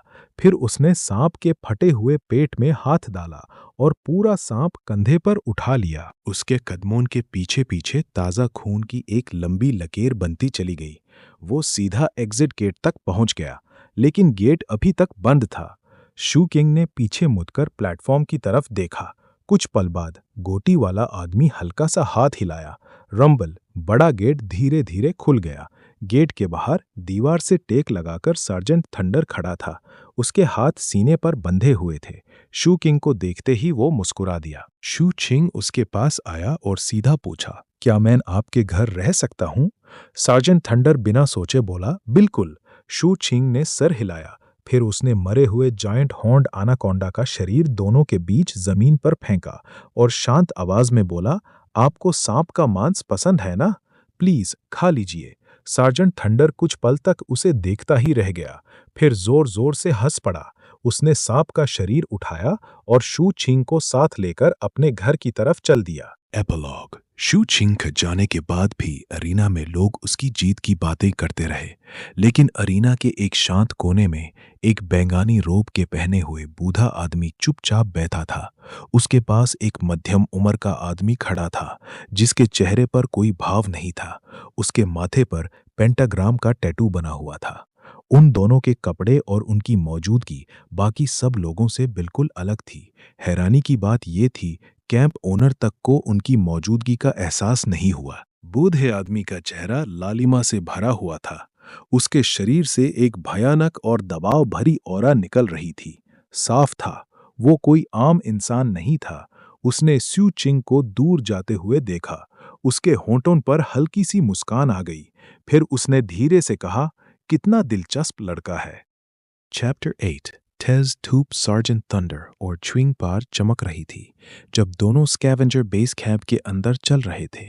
एक लंबा था, एक छोटा, एक बूढ़ा था, एक जवान, लेकिन दूर से देखने पर लगता था जैसे दोनों काफी पुराने साथी हों। इतनी खतरनाक दुनिया में भी उनके बीच एक अजीब सी अपनापन नजर आ रही थी। शायद सार्जेंट थंडर के कंधे पर लटकी हुई विशाल सांप की लाश की वजह से रास्ते में मिलने वाले स्कैवेंजर्स ने उन्हें परेशान करने की हिम्मत नहीं की। शू चिंग को ये सब बहुत अच्छा लग रहा था। शायद इसलिए क्योंकि अब उसे सांप का मांस खाने को मिलने वाला था, या फिर धूप की गर्मी उसके दिल को सुकून दे रही थी। जो भी वजह हो, उसका मन बहुत खुश था। जब धूप सांप के चमकते हुए स्केल्स पर पड़ती, शू चिंग के मुंह में पानी आ जाता। उसे बचपन से ही सांप का मांस बहुत पसंद था। सर्जेंट थंडर का घर बेस कैंप के मिडिल रिंग में था। अंदर वाले हिस्से में ईंट और टाइल्स के घर थे। बाहरी हिस्से में सिर्फ टेंट्स लगे हुए थे और बीच वाले एरिया में लकड़ी के बने छोटे छोटे कैबिन्स थे, जो 3-3 के ग्रुप में बने हुए थे। ये कैबिन्स बड़े नहीं थे, लेकिन शू किंग के पुराने स्लम वाले घर से कई गुना बेहतर थे। सबसे खास बात, सर्जेंट थंडर के घर के बाहर एक छोटा सा कोर्ट यार्ड और बैम्बू का गेट भी था, जो बेस कैंप में बहुत कम लोगों के पास होता था। गेट खोलकर सर्जेंट थंडर अंदर गया और शू किंग भी उसके पीछे चला गया। सांप की लाश उठाए हुए सार्जेंट थंडर सीधा किचन की तरफ गया और दूसरे कैबिन की तरफ इशारा करते हुए बोला, किड, अब से तुम उस कैबिन में रहोगे। आराम से देख लो, खाना तैयार होगा तो बुला लूंगा। इतना कहकर वो किचन में चला गया। कुछ ही देर बाद अंदर से चक्कू चलने और सब्जी काटने की आवाजें आने लगी। शू किंग अपनी भूख को दबाते हुए कैबिन के अंदर गया। अंदर सिर्फ एक बेड, एक कंबल और एक टेबल था, और कुछ नहीं। लेकिन सब कुछ बहुत साफ था। फ्लोर बिल्कुल साफ था। टेबल पर धूल का एक जर्रा तक नहीं था। साफ पता चल रहा था कि कोई इस कमरे की रोज सफाई करता है और धूप लगने के लिए दरवाजा खोलता रहता है। शू चिंग को यह कमरा बहुत पसंद आया। उस बड़े कमरे कभी पसंद नहीं थे। छोटी जगह जिसे एक नज़र में पूरा देख सके, वही उससे सबसे ज्यादा सुरक्षित महसूस करवाती थी। कमरे को देखने के बाद उसकी नज़र साफ सुथरे बेड पर पड़ी, लेकिन वो उस पे नहीं बैठा। वो जमीन पर ही पैर जोड़कर बैठ गया। आंखें बांध करके उसने अपनी रोज की कल्टीवेशन शुरू कर दी। जैसे ही स्यू चिंग कल्टीवेशन करने लगा, आसपास की स्पिरिट पावर धीरे धीरे उसके शरीर में समाने लगी। इसी बीच किचन से तेल में तड़कते और पकते हुए खाने की आवाजें आने लगी। कुछ ही देर बाद दीवार की दरारों से एक लाजवाब खुशबू उसके कमरे में भर गई। उसके पेट ने जोर से आवाज निकाली। खुशबू इतनी जबरदस्त थी कि शू चिंग को याद ही नहीं था कि उसने अपनी पूरी जिंदगी में कभी इतना स्वादिष्ट खाना महसूस किया हो। स्लम्स में पलने वाला बच्चा कभी ऐसी महक के करीब भी नहीं गया था। उसने अपनी भूख को दबाने की पूरी कोशिश की, फिर दोबारा आंखें बंद करके कल्टीवेशन में ध्यान लगा दिया। समय धीरे धीरे बीतने लगा, पता ही नहीं चला और शाम हो गई। तभी बाहर से सर्जेंट थंडर की आवाज आई, किड, खाना तैयार है। शू चिंग ने तुरंत आंखें खोल दी और उठकर किचन की तरफ चल दिया। किचन के दरवाजे पर पहुंचते ही उसकी नजर टेबल पर पड़ी और वो एक पल के लिए वहीं जाम गया। पूरा टेबल लगभग 7-8 अलग अलग डिशेस से भरा हुआ था। Fried snake, braced snake, steamed snake, snake soup और भी कई तरह के स्नेक डिशेस। ऐसा लग रहा था जैसे सिर्फ सांप के मांस का ही एक शाही दावत तैयार की गई हो। सर्जेंट थंडर सिर्फ एक स्कैवेंजर ही नहीं, एक कमाल का कुक भी था। हर डिश देखने में लाजवाब लग रही थी और उसकी खुशबू तो और भी कमाल की थी। शुक चिंग की आंखें हैरानी से बड़ी हो गई। ये देखकर सार्जेंट थंडर हल्का सा मुस्कुरा दिया और टेबल लगाने लगा। शुक चिंग धीरे धीरे अंदर आया। खुशबू और तेज हो गई, लेकिन उसने तुरंत बैठने की जल्दी नहीं की। वो चुपचाप खड़ा रहा और सर्जेंट थंडर का इंतजार करता रहा। जब सर्जेंट थंडर ने बोल्स और चॉपस्टिक्स रख दिए, तब शू चिंग की नजर एक अजीब बात पर पड़ी। टेबल पर 2 नहीं 3 लोगों के लिए बर्तन लगाए गए थे। शू चिंग का ध्यान एक पल के लिए खाने से हट गया। उसने सावधानी से सार्जेंट थंडर की तरफ देखा और धीरे से पूछा, क्या कोई और भी आने वाला है? सार्जेंट थंडर कुछ पाल के लिए चुप रहा। फिर उसकी आंखों में पुरानी यादों की हल्की सी झलक उभरी। उसने धीरे से जवाब दिया, फिक्र मत करो, ये बस मेरी एक पुरानी आदत है। तीसरा सेट उस इंसान के लिए है जो कभी वापस नहीं आएगा। ये कहकर वो चुपचाप बैठ गया। शू किंग ने भी बिना कुछ और पूछे सिर हिला दिया और सामने बैठ गया। उसकी नजर फिर से खाने पर टिक गई। अब वो अपनी भूख को और नहीं रोक सका। उसने तुरंत एक गरम गरम फ्राइड स्नेक का टुकड़ा उठाया और सीधा मुंह में डाल लिया। मांस इतना गरम था कि मुंह जल गया, लेकिन स्वाद बेहतरीन, रसीला, नरम और लाजवाब। एक निवाला निगलने के बाद उसने अपने होंठों को चाटा और इस बार ब्रेस्ड स्नेक की तरफ हाथ बढ़ाया। जैसे ही शू किंग ने ब्रेस्ड स्नेक को हाथ से उठाने की कोशिश की, सार्जेंट थंडर ने हल्की सी खांसी करते हुए कहा, चॉपस्टिक्स का इस्तेमाल करो। शू चिंग एक पल के लिए रुक गया। ओह!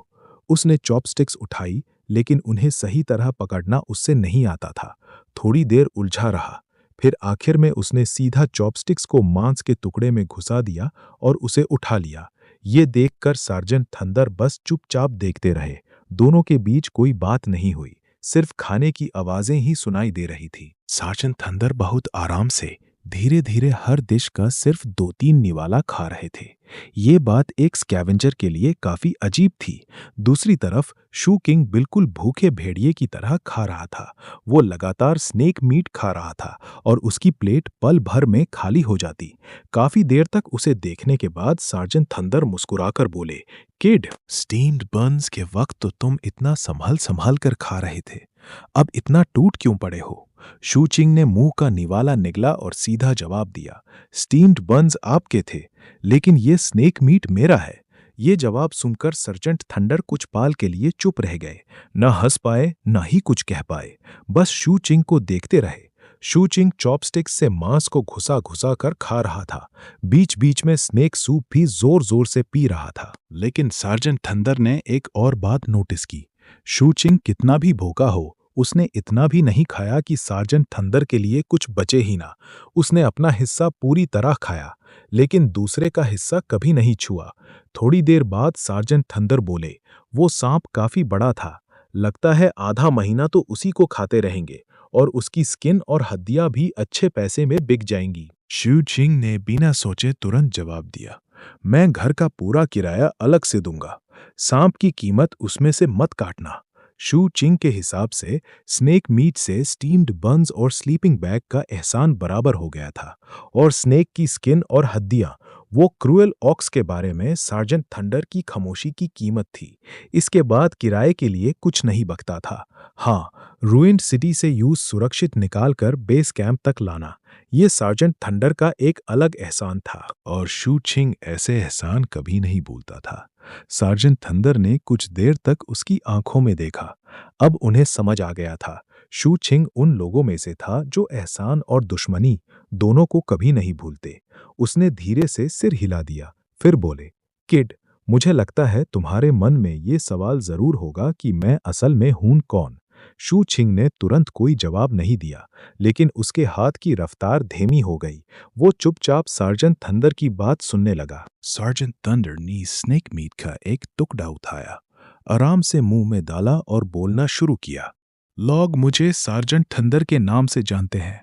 ये मेरा असली नाम नहीं है, लेकिन इससे कोई फर्क भी नहीं पड़ता। स्कैवेंजर बेस कैंप में लगभग कोई भी अपना असली नाम इस्तेमाल नहीं करता। वो कुछ पल के लिए रुककर फिर बोले, मुझे ये नाम इसलिए मिला क्योंकि यहाँ मेरे कुछ ऐसे साथी हैं जिन पर मैं अपनी जान से भी ज्यादा भरोसा करता हूँ।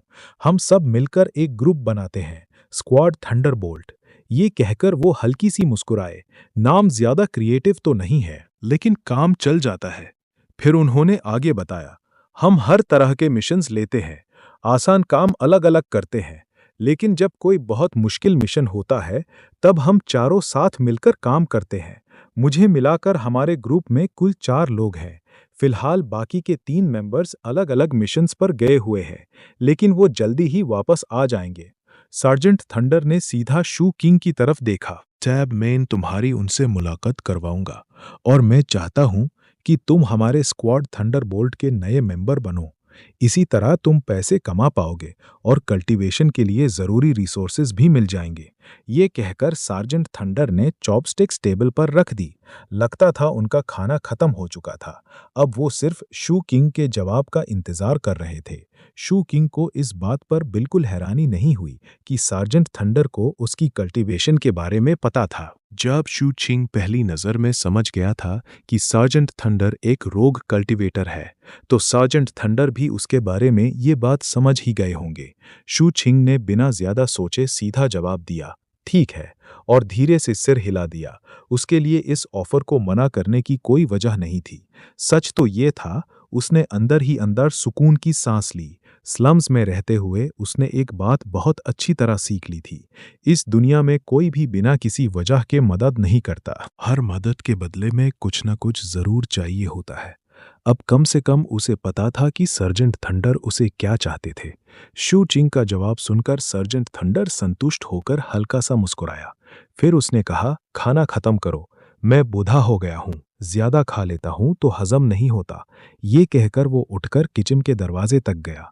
जाने से पहले उसने पीछे मुड़कर शू चिंग की तरफ देखा और बोला, स्पिरिट पावर जहर की तरह होती है। अगर कल्टीवेशन में बहुत जल्दी करोगे तो म्यूटेजन तुम्हारे शरीर में और तेज फैलने लगेगा, इसलिए धीरे धीरे और संभाल कर बधना ही सबसे सही तरीका है।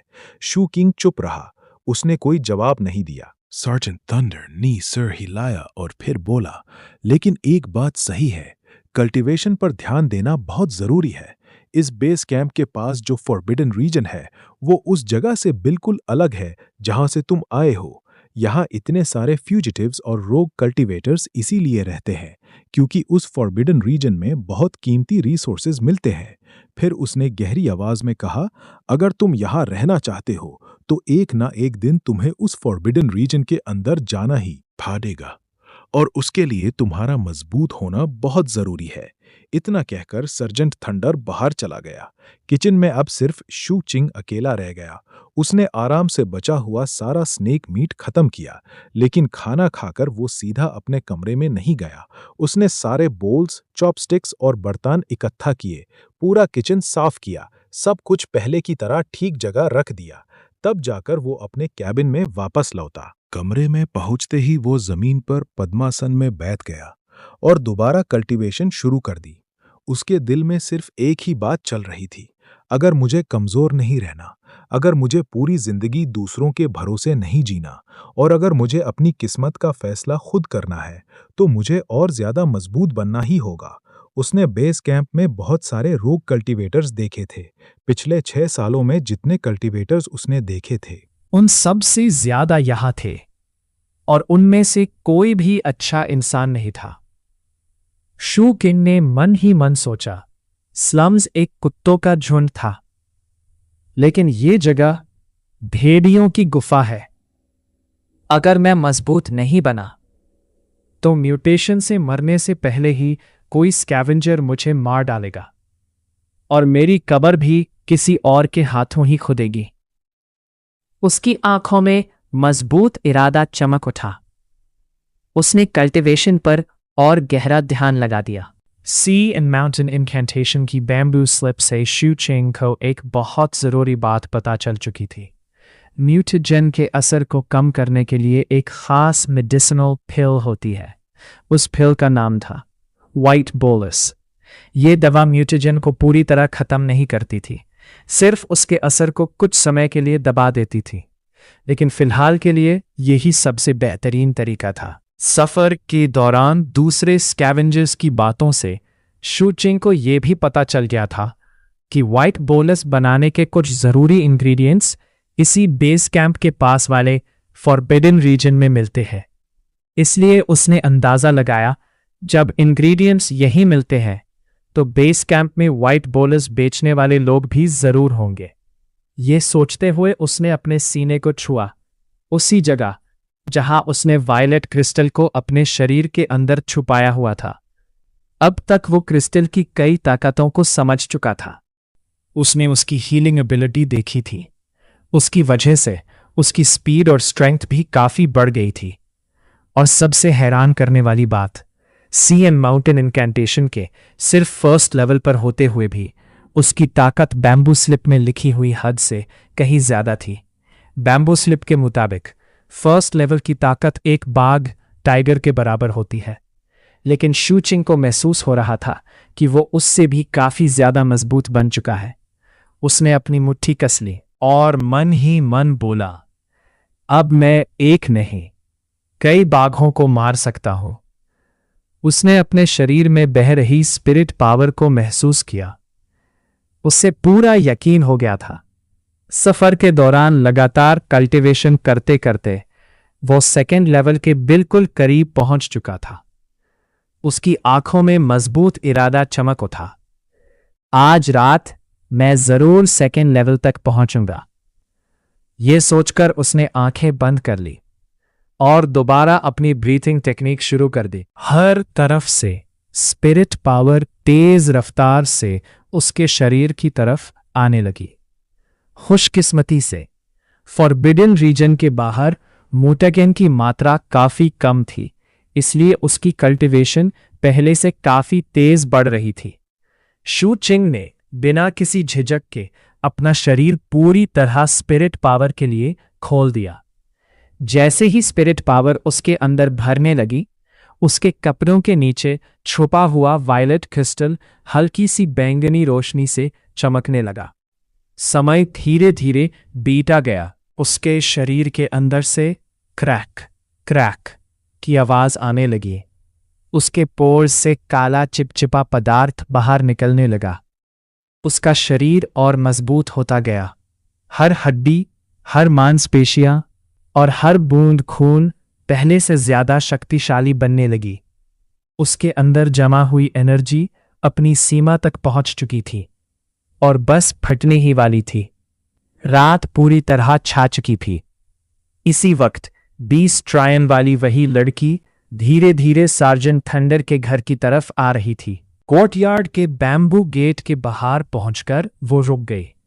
उसके चेहरे पर हिचकिचाहट साफ दिख रही थी, जैसे वो अंदर आना चाहती हो लेकिन हिम्मत नहीं जुटा पा रही हो।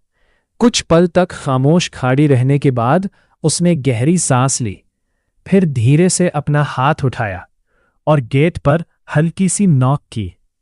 उसकी दस्तक इतनी हल्की थी कि लगता था जैसे उसकी आवाज गेट के उस पार तक पहुंच ही नहीं पाएगी। लेकिन बिल्कुल उसी पल स्यू किंग के कैबिन के अंदर एक बड़ा बदलाव हो रहा था। उसके शरीर के अंदर गूंजती हुई क्रैक क्रैक की आवाजें अपने चरम पर पहुंच गईं। अचानक उसके दिमाग में जोर की गरज जैसी आवाज गूंज उठी। बूम! शू किंग की आंखें एक झटके से खुल गईं। उन आंखों के अंदर हल्की सी बैंगनी रोशनी, वायलेट लाइट चमक रही थी।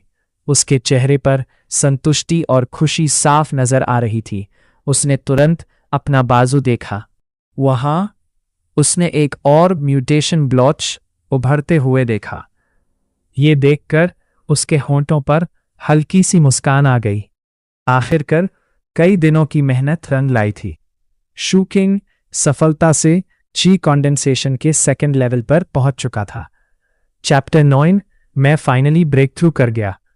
शू किंग ने अपनी मुट्ठी कसकर हवा में एक जोर का पंच मारा। क्रैक! हवा का एक तेज झोंका पूरे कमरे में घूम गया। उसकी आंखें हैरानी से फैल गई। सिर्फ खड़े रहने भर से ही उससे महसूस हो रहा था कि उसकी बॉडी पहले से कई गुना ज्यादा पावरफुल हो चुकी थी। अगर अब उससे वही जायंट हॉर्न्ड एनाकोंडा का सामना करना पड़ता तो वो यकीन के साथ कह सकता था कि सिर्फ एक ही पंच से उसके पेट को फाड़ देता। सिर्फ ताकत ही नहीं, उसकी आईसाइट और हियरिंग भी बहुत शार्प हो गई थी। और तभी उसने बाहर से बैम्बू के दरवाजे पर हल्की सी नॉक की आवाज सुनी। थोड़ा हैरान होकर वो दरवाजे तक गया और बाहर झांका। मून लाइट में कोर्टयार्ड के बैम्बू गेट के बाहर वही लड़की खड़ी थी। वो जख्मी लग रही थी और उसका पूरा शरीर हल्का हल्का कांप रहा था। शू किंग ने भौं चढ़ाई। उसका पहला रिएक्शन था उससे इग्नोर करना, लेकिन लड़की बार बार नॉक करती रही। आखिरकार शू किंग ने दरवाजा खोला और बाहर आ गया। लड़की उससे देखकर घबरा गई, लेकिन पीछे नहीं हटी। दोनों कुछ पल तक चुपचाप एक दूसरे को देखते रहे। शू चिंग ने सीधा पूछा, क्या काम है? लड़की हल्की सी हक लेते हुए बोली, मुझे रेजिडेंसी परमिट मिल गया है और कैंप में काम भी मिल गया। शू चिंग ने सिर्फ इतना कहा, अच्छी बात है, और बिना कुछ और बोले वापस मुड़ने लगा। तभी लड़की ने जल्दी से आवाज लगाई, रुको, मैं सिर्फ तुम्हारा शुक्रिया अदा करना चाहती थी। शू चिंग ने बिना मुड़े जवाब दिया, थैंक्स की जरूरत नहीं, मैं उस स्नेक को खुद खाना चाहता था। मैं तुम्हारे लिए कुछ नहीं किया। ये कहकर वो कैबिन के अंदर चला गया। लड़की ने उसकी पीठ की तरफ देखते हुए जोर से कहा, फर्क नहीं पड़ता, मैं फिर भी तुम्हारी एहसानमंद हूं और एक दिन मैं जरूर तुम्हारा एहसान चुकाऊंगी। ये कहकर वो लड़खड़ाते हुए अंधेरी रात में चल दी। शू चिंग कुछ देर तक उससे जाते हुए देखता रहा, फिर उसने दरवाजा बंद कर दिया। उससे बिल्कुल यकीन नहीं था कि लड़की कभी अपनी बात निभाएगी। कैबिन के अंदर लौटकर उसने फिर अपनी बॉडी को ध्यान से महसूस किया। उसके अंदर अब पहले से कहीं ज्यादा कॉन्फिडेंस था। अब उसे लग रहा था कि इस खतरनाक दुनिया में सरवाइव करने के चांसेस काफी बढ़ गए हैं। लेकिन उसके बाजू में म्यूटेजन की वजह से जो दर्द था वो और भी बढ़ गया था। स्नेक का गैलब्लैडर खाने के बाद भी उस म्यूटेशन पर ज्यादा असर नहीं हुआ था। रात काफी शांत थी। कैंप के बाहर किसी बीस्ट की आवाज नहीं आ रही थी। शू किंग बेड के पास गया। उसने साफ कंबल को देखा, फिर अपने गंदे कपड़ों को। कुछ सोचकर उसने कंबल हटा दिया, रोल करके साइड में रख दिया और सीधा लकड़ी के बेड पर ही लेट गया। सोने से पहले उसने अपना ब्लैक आयरन स्क्यूअर निकालकर हाथ में पकड़ लिया। यही उसका सबसे भरोसेमंद साथी था। कई साल पहले उससे ये कचरे के ढेर में मिला था। उस वक्त ही उससे लगा था कि ये काफी मजबूत और तेज है। तब से लेकर आज तक वो हमेशा इसी वेपन का इस्तेमाल करता आया था। उसने अपनी छोटी सी थैली को छुआ। उसमें उसकी सारी जमा पूंजी थी, कुछ स्पिरिट कॉइन्स और रूइंड सिटी से मिले कुछ जेमस्टोन्स। लेकिन वो कभी ज्यादा जेमस्टोन्स अपने पास नहीं रखता था। बचपन से ही उसने सीख लिया था, ज्यादा दौलत साथ रखना सिर्फ मुसीबत को बुलाना होता है। उसके दिमाग में एक ही ख्याल घूम रहा था, मुझे वाइट बॉलिसेस बेचने वाली कोई दुकान ढूंढनी होगी। यही सोचते सोचते उसकी आंखें बंद हो गईं। लेकिन सोते वक्त भी उसके हाथ ने अपने आयरन स्क्यूअर को कभी नहीं छोड़ा। सुबह की पहली धूप कैबिन के अंदर आई तो शू किंग की आंख खुल गई। बाहर निकलते ही उसने सबसे पहले सार्जेंट थंडर के कैबिन की तरफ देखा, लेकिन वो वहां नहीं था। ये देखकर शू किंग बिना कुछ सोचे कैंप की तरफ चल पड़ा। कैल जायंट हॉर्न्ड एनाकोंडा को मारने के बाद उसकी पहचान पूरे स्कैवेंजर कैंप में बन चुकी थी। जहां भी वो जाता, लोग उसी की तरफ देखते। अब कोई भी उससे कमजोर या सताने लायक बच्चा नहीं समझ रहा था। लोग उसकी ताकत को मान चुके थे। कुछ लोग उससे देखकर सावधान हो जाते और उसकी उम्र के कई लड़कों की आंखों में जलान और ईर्ष्या साफ दिख रही थी। शूचिंग ने मन ही मन सोचा, इज्जत सिर्फ ताकत से मिलती है। व्हाइट बोलसेस की दुकान ढूंढते हुए वो धीरे धीरे पूरे कैंप को समझने लगा। कैंप में बहुत सारे आवारा कुत्ते घूम रहे थे। कुछ भूख के लिए एक दूसरे पर झपट रहे थे। ज्यादातर बहुत दुबले पतले थे, लेकिन कुछ कुत्ते काफी ताकतवर और सेहतमंद भी दिख रहे थे। शूचिंग ने उन सबको ध्यान से ऑब्जर्व किया। कुछ देर बाद उस कैंप का लेआउट अच्छी तरह समझ आ गया। आखिरकार कैंप के इनर एरिया में उसे वो दुकान मिल ही गई जहां व्हाइट बोलसेस बिकते थे। ये एक काफी बड़ी जनरल स्टोर थी। अंदर बाहर लोगों की भीड़ लगी हुई थी। शूचिंग तुरंत अंदर नहीं गया। पहले वो बाहर खड़े होकर सब कुछ ऑब्जर्व करने लगा। तभी उसकी नजर उसी लड़की पर पड़ी, कल रात वाली लड़की। अब वो इसी दुकान में हेल्पर का काम कर रही थी। कभी सामान उठा रही थी, कभी कस्टमर्स को सर्व कर रही थी। उसके माथे से पसीना बह रहा था। जब शूचिंग अंदर आया, लड़की ने उसे तुरंत पहचान लिया। वो कुछ कहने ही वाली थी कि एक स्कैवेंजर ने उससे सामान के बारे में पूछ लिया। शूचिंग ने भी उससे इग्नोर कर दिया। सबसे पहले उसने दुकान का सामान नहीं, बल्कि वहां मौजूद लोगों को ऑब्जर्व किया। अंदर कुल 7 लोग थे। कोई सामान देख रहा था, कोई भाव ताव कर रहा था, और कुछ लोग चुपचाप खड़े सोच रहे थे। उनमें 2 आदमी एक साथ आए थे, एक बहुत मोटा और दूसरा बहुत दुबला, घोड़े जैसे लंबे चेहरे वाला। दोनों के शरीर से काफी स्ट्रॉन्ग स्पिरिट एनर्जी महसूस हो रही थी। हॉर्स फेस वाला आदमी उस लड़की पर चिल्ला रहा था। उसका जवाब उससे पसंद नहीं आया था। लड़की बार बार माफी मांग रही थी। शूचिंग ने उनकी तरफ ज्यादा ध्यान नहीं दिया और काउंटर की तरफ बढ़ गया। काउंटर के पीछे एक बूढ़ा शॉपकीपर लंबी पाइप पीते हुए बैठा था। शूचिंग ने सीधा पूछा, व्हाइट बोलसेस कितने के हैं? शॉपकीपर ने उससे ऊपर से नीचे तक देखा। लगता था उसने कल स्नेक वाली लड़ाई देखी थी, इसलिए उसका लहजा काफी शांत था। उसने कहा, सप्लाई बहुत कम है, रोज सिर्फ 5 पिल्स मिलती है। आज 2 पहले ही बिक चुकी हैं। एक व्हाइट बोलस की कीमत 10 स्पिरिट कॉइन्स। ये सुनकर शू किंग का चेहरा हल्का सा बदल गया। उसकी पूरी जिंदगी की जमा पूंजी सिर्फ 23 स्पिरिट कॉइन्स थी, लेकिन उसके बाजू का म्यूटेशन लगातार दर्द दे रहा था। इसलिए बिना हिचकिचाए उसने 20 स्पिरिट कॉइन्स निकाले और काउंटर पर रख दिए। शॉपकीपर ने पैसे लिए, कैबिनेट खोला और कपड़े में लिपटी 2 व्हाइट बोलसेस उसके सामने रख दी। शू किंग ने बंडल खोला। पिल्स देखते ही उसकी भौं चढ़ गई। व्हाइट बोलसेस का असली रंग सफेद होना चाहिए था, लेकिन ये हल्की हरी पड़ चुकी थी। ना उनमें मेडिसिनल स्मेल थी, ना फ्रेशनेस। साफ था कि ये लो क्वालिटी और पुरानी मेडिसिन्स थी। शॉपकीपर मुस्कुराया। कैंप में इसी क्वालिटी की व्हाइट बोलसेस मिलती हैं। अच्छी क्वालिटी यहाँ नहीं आती। हाँ, थोड़ी पुरानी है, लेकिन काम करती है। फिक्र मत करो, खाने लायक है। शूचिंग इतना आसानी से किसी बात पर भरोसा करने वालों में से नहीं था। उसने फैसला किया कि पहले सर्जेंट थंडर से पूछेगा। उसने पिल्स संभाल कर अपनी थैली में रखी और दुकान से बाहर निकलने के लिए मुड़ गया। जैसे ही शूचिंग दुकान से बाहर निकलने लगा, अचानक उसने अपना शरीर एक तरफ घुमा दिया। वूश! उसी पल एक हाथ उस जगह पर आया जहां वो एक पल पहले खड़ा था। शूचिंग ने ठंडी नजरों से उस आदमी की तरफ देखा। वही घोड़े जैसे चेहरे वाला स्कैवेंजर। उसके चेहरे पर हैरानी साफ दिख रही थी। उसने धीरे से अपना हाथ वापस खींच लिया। इसी बीच उसका मोटा साथी भी आगे बढ़कर दुकान के दरवाजे पर खड़ा हो गया और रास्ते को पूरी तरह ब्लॉक कर दिया। उसके चेहरे पर एक गंदी सी मुस्कान थी। दुकान के अंदर मौजूद सब लोग समझ गए कि कुछ होने वाला है। तभी किसी ने धीरे से कहा, अरे ये तो ब्लड शैडो स्क्वाड के फैट माउंटेन और हॉर्स 4 है। शॉपकीपर ने पाइप का धुआं छोड़ते हुए ठंडी आवाज में कहा, यह लड़का सर्जेंट थंडर के साथ आया है। मुझे पता है थंडर क्लैप स्क्वाड और ब्लड शैडो स्क्वाड एक दूसरे के दुश्मन हैं। मैं बीच में नहीं पड़ूंगा। बस जल्दी निपटा लो, मुझे अपना बिजनेस भी चलाना है। दुकान के बाहर भी लोग जमा होने लगे। सेब तमाशा देखना चाहते थे। वही लड़की भी घबराकर जिऊ चिंग की तरफ देख रही थी, लेकिन वो कुछ कर नहीं सकती थी।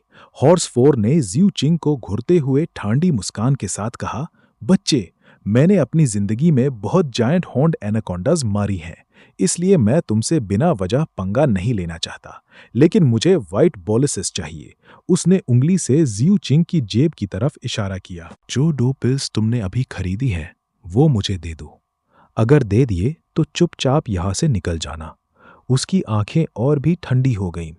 और अगर मना किया तो मैं तुम्हारी गर्दन तोड़ दूंगा और पिल्स तुम्हारी लाश से खुद ले लूंगा। शू चिंग का चेहरा बिल्कुल एक्सप्रेशनलेस था। उसकी नज़र पहले हॉर्स फोर के गले पर टिक गई, फिर उसने फैट माउंटेन को देखा। उसके बाद उसने दुकान के बाहर खड़ी भीड़ पर एक नज़र डाली। दोनों के शरीर से सेकेंड लेवल क्यू कंडेंसेशन की स्पिरिट फ्लक्चुएशंस आ रही थी। शू चिंग ने तुरंत हिसाब लगा लिया, अगर सिर्फ एक से लड़ाई होती तो वो उसे 10 सांसों के अंदर हरा सकता था। अगर दोनों एक साथ अटैक करते तब भी वो जीत सकता था, लेकिन उसमें ज्यादा वक्त लगता। और सबसे बड़ी बात, ये कैंप का मार्केट था। लड़ाई शुरू होते ही ब्लड शैडो स्क्वाड के और लोग भी आ सकते थे। शू चिंग ने कभी अपनी जिंदगी किसी और के भरोसे नहीं छोड़ी। वो सार्जेंट थंडर के आकर बचाने की उम्मीद पर दाव नहीं लगाने वाला था। उसका एक ही रूल था, अपनी किस्मत खुद कंट्रोल करो। एक बार फिर उसने हॉर्स फोर के गले की तरफ देखा। फिर बिना कुछ कहे उसने व्हाइट बोलुसिस का बंडल निकाला और सीधा हॉर्स फोर की तरफ उछाल दिया। हॉर्स फोर ने बंडल पकड़ा और जोर से हंस पड़ा। फैट माउंटेन भी हंसने लगा। उन्हें लगा बच्चा डर गया।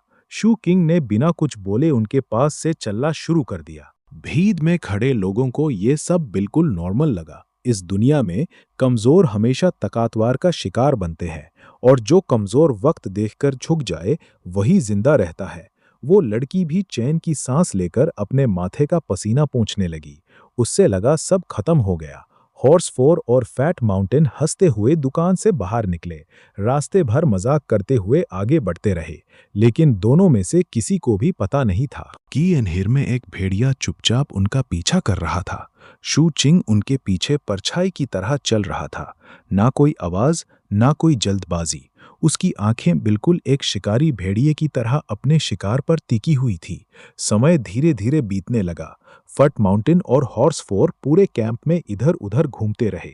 कभी किसी दुकान पर रुकते, कभी किसी से बात करते, लेकिन एक बार भी उन्हें एहसास नहीं हुआ कि कोई उनका पीछा कर रहा है। शू चिंग पूरे दिन उनकी हर मूवमेंट को चुपचाप देखता रहा।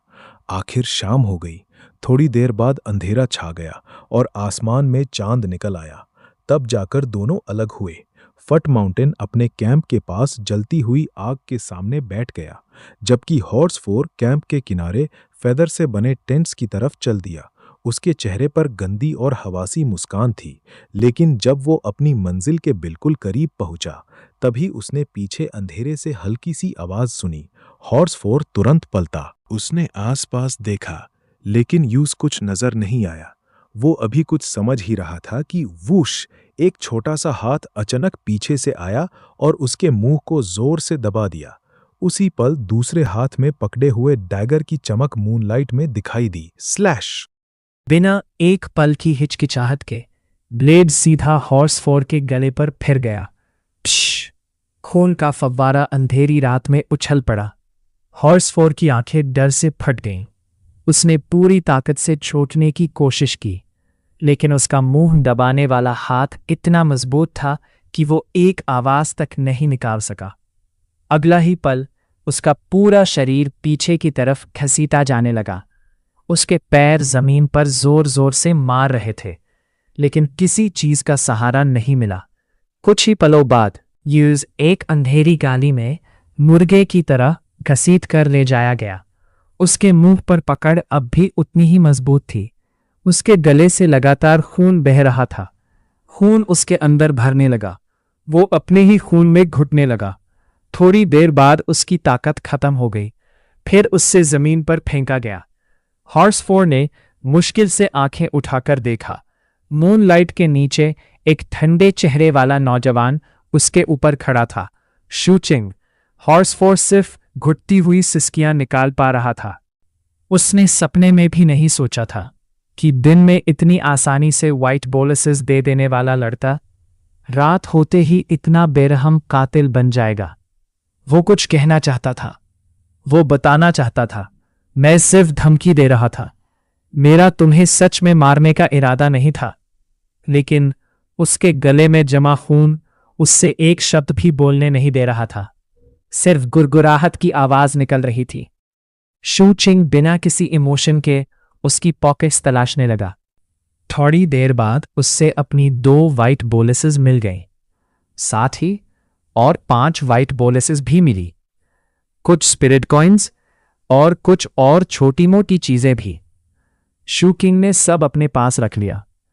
उसने हॉर्सफोर की आंखों में दिख रहे डर को बिल्कुल नजरअंदाज कर दिया। फिर उसने अपनी थैली से उस जहरीले सांप का कटा हुआ सिर निकाला। बहुत संभाल कर उसने उसका मुंह खोला। उसके जहरीले दांत बाहर आ गए। अगले ही पल उसने उन दांतों को हॉर्सफोर की स्किन में चुभो दिया। हॉर्सफोर का पूरा शरीर जोर जोर से कांपने लगा। जहां सांप के दांत लगे थे वहां की स्किन पिघलने लगी। दर्द इतना भयानक था कि उसकी आंखों में सिर्फ बेबसी रह गई। कुछ ही देर में शू चिंग नीचे झुका और उसने हॉर्सफोर की आंखें बंद कर दी। उस पल के बाद हॉर्सफोर ने इस दुनिया को दोबारा कभी नहीं देखा। उसका पूरा शरीर धीरे धीरे पिघल गया। आखिर में सिर्फ खून का एक दाग जमीन पर रह गया। पिछली गलती से सीख चुका शू चिंग इस बार तैयार था। उसने एक बोरी निकाली, हॉर्सफोर के कपड़े उसमें डाले और बिना पीछे देखे अंधेरे में गायब हो गया।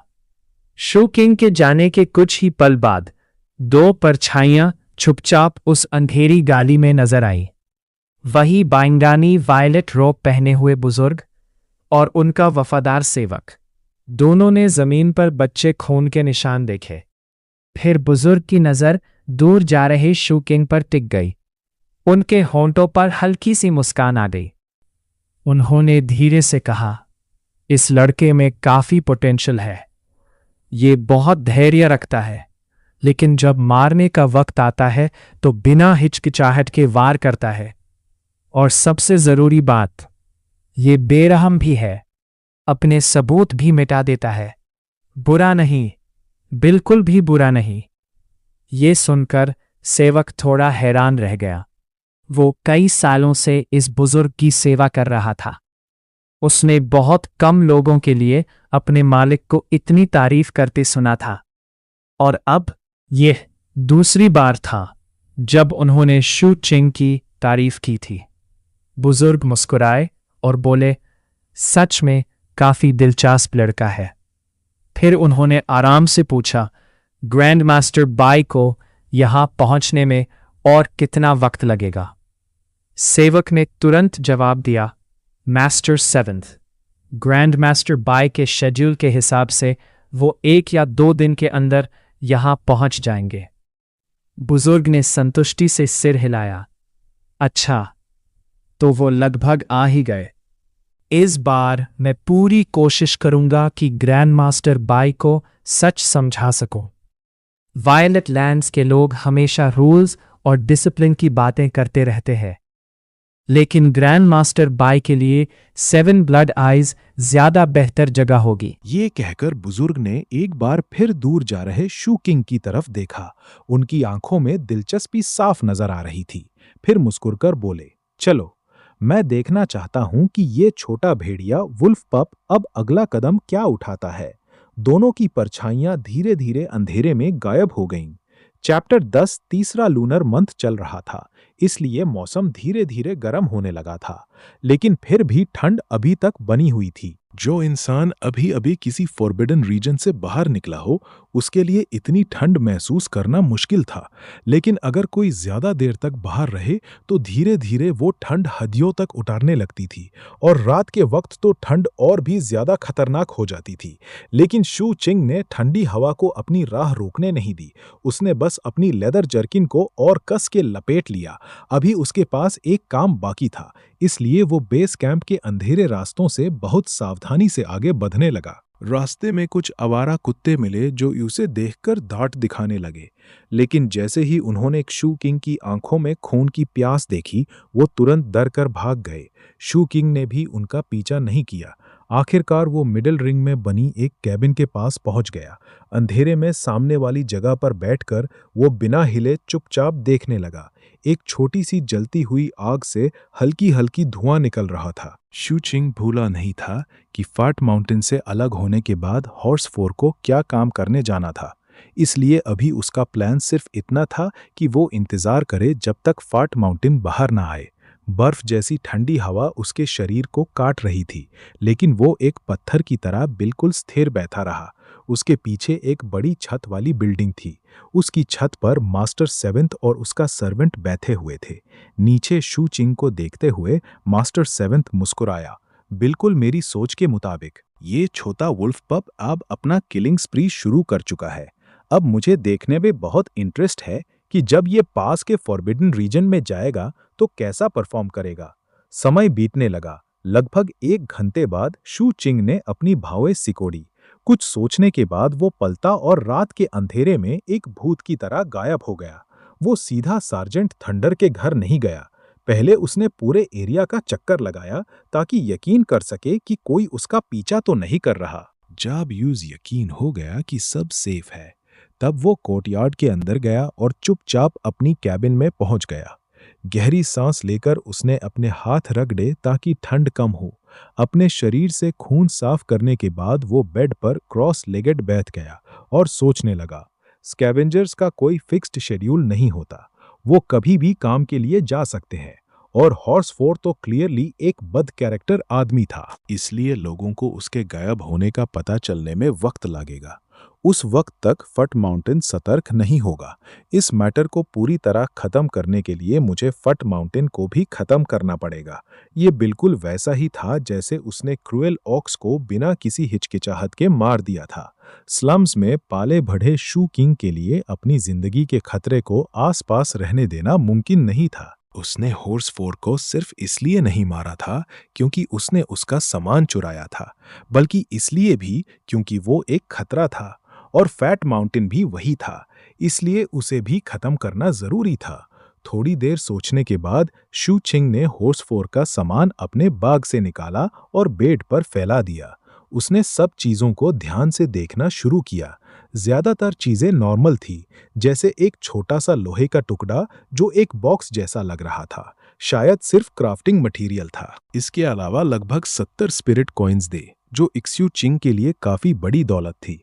उसके बाद इक्स्यू चिंग ने हॉर्सफोर के पास मिली सफेद पिल्स को अपनी पुरानी पिल्स से कंपेयर किया। सभी पिल्स की क्वालिटी खराब थी।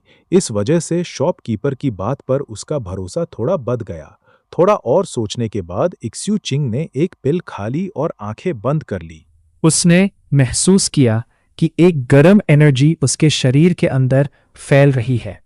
वो एनर्जी धीरे धीरे उसके बाएं हाथ के म्यूटेशन स्पॉट्स तक पहुंच गई। ये एहसास काफी सुकून देने वाला था। कुछ देर बाद वो फीलिंग खत्म हो गई। शू चिंग ने आंखें खोली और अपने हाथ को देखा। उसके 2 म्यूटेशन स्पॉट्स का रंग हल्का हो गया था और दर्द भी कम था। काम कर रहा है। शू चिंग के चेहरे पर संतुष्टि की हल्की सी मुस्कान आई। उसने दूसरी पिल निकाली।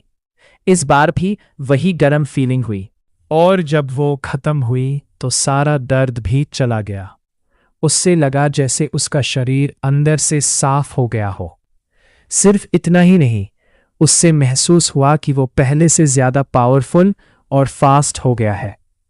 शू चिंग ने और पिल्स नहीं खाई। उसने बाकी पिल्स संभालकर अपने बैग में रख दी। फिर उसने आंखें बंद की और अपनी कल्टीवेशन करने लगा। रात बिना किसी घटना के बीत गई। अगली सुबह उसने आंखें खोली और नए दिन का सामना करने के लिए तैयार हो गया। बाहर कोर्टयार्ड में शू चिंग ने देखा कि सार्जेंट थंडर अपनी कैबिन के अंदर क्रॉस लेग्ड बैठा हुआ ब्रीदिंग एक्सरसाइजेस कर रहा था। शू चिंग ने यूज डिस्टर्ब नहीं किया। चुपचाप कोर्टयार्ड का मेन गेट खोला, फिर यूज बंद करके कैंप की तरफ निकल गया। हवा कल रात से भी ज्यादा ठंडी लग रही थी। ठंडी हवा इतनी तेज थी कि शू चिंग का शरीर भी थोड़ा कांप गया। यहां तक कि आवारा कुत्ते भी अपने बिलों के अंदर छुप गए थे। ऊपर से एक घना फॉग भी छाया हुआ था, जिसे देखकर शू चिंग को स्लम्स की बुरी यादें याद आ गई। उसे ठंड बिल्कुल पसंद नहीं थी। स्ट्रीट अर्चिन्स के लिए ठंडी हवा एक ऐसी मुसीबत होती थी जिससे लड़कर ही जिंदा रहना पड़ता था। इसी वजह से जब शू चिंग ठंडी हवा में आगे बढ़ रहा था और एक कपड़ों की दुकान के पास से गुजरा तो उसके कदम रुक गए। उसने अंदर देखा। दुकान के अंदर साफ सुथरे नए कपड़ों के ढेर लगे हुए थे।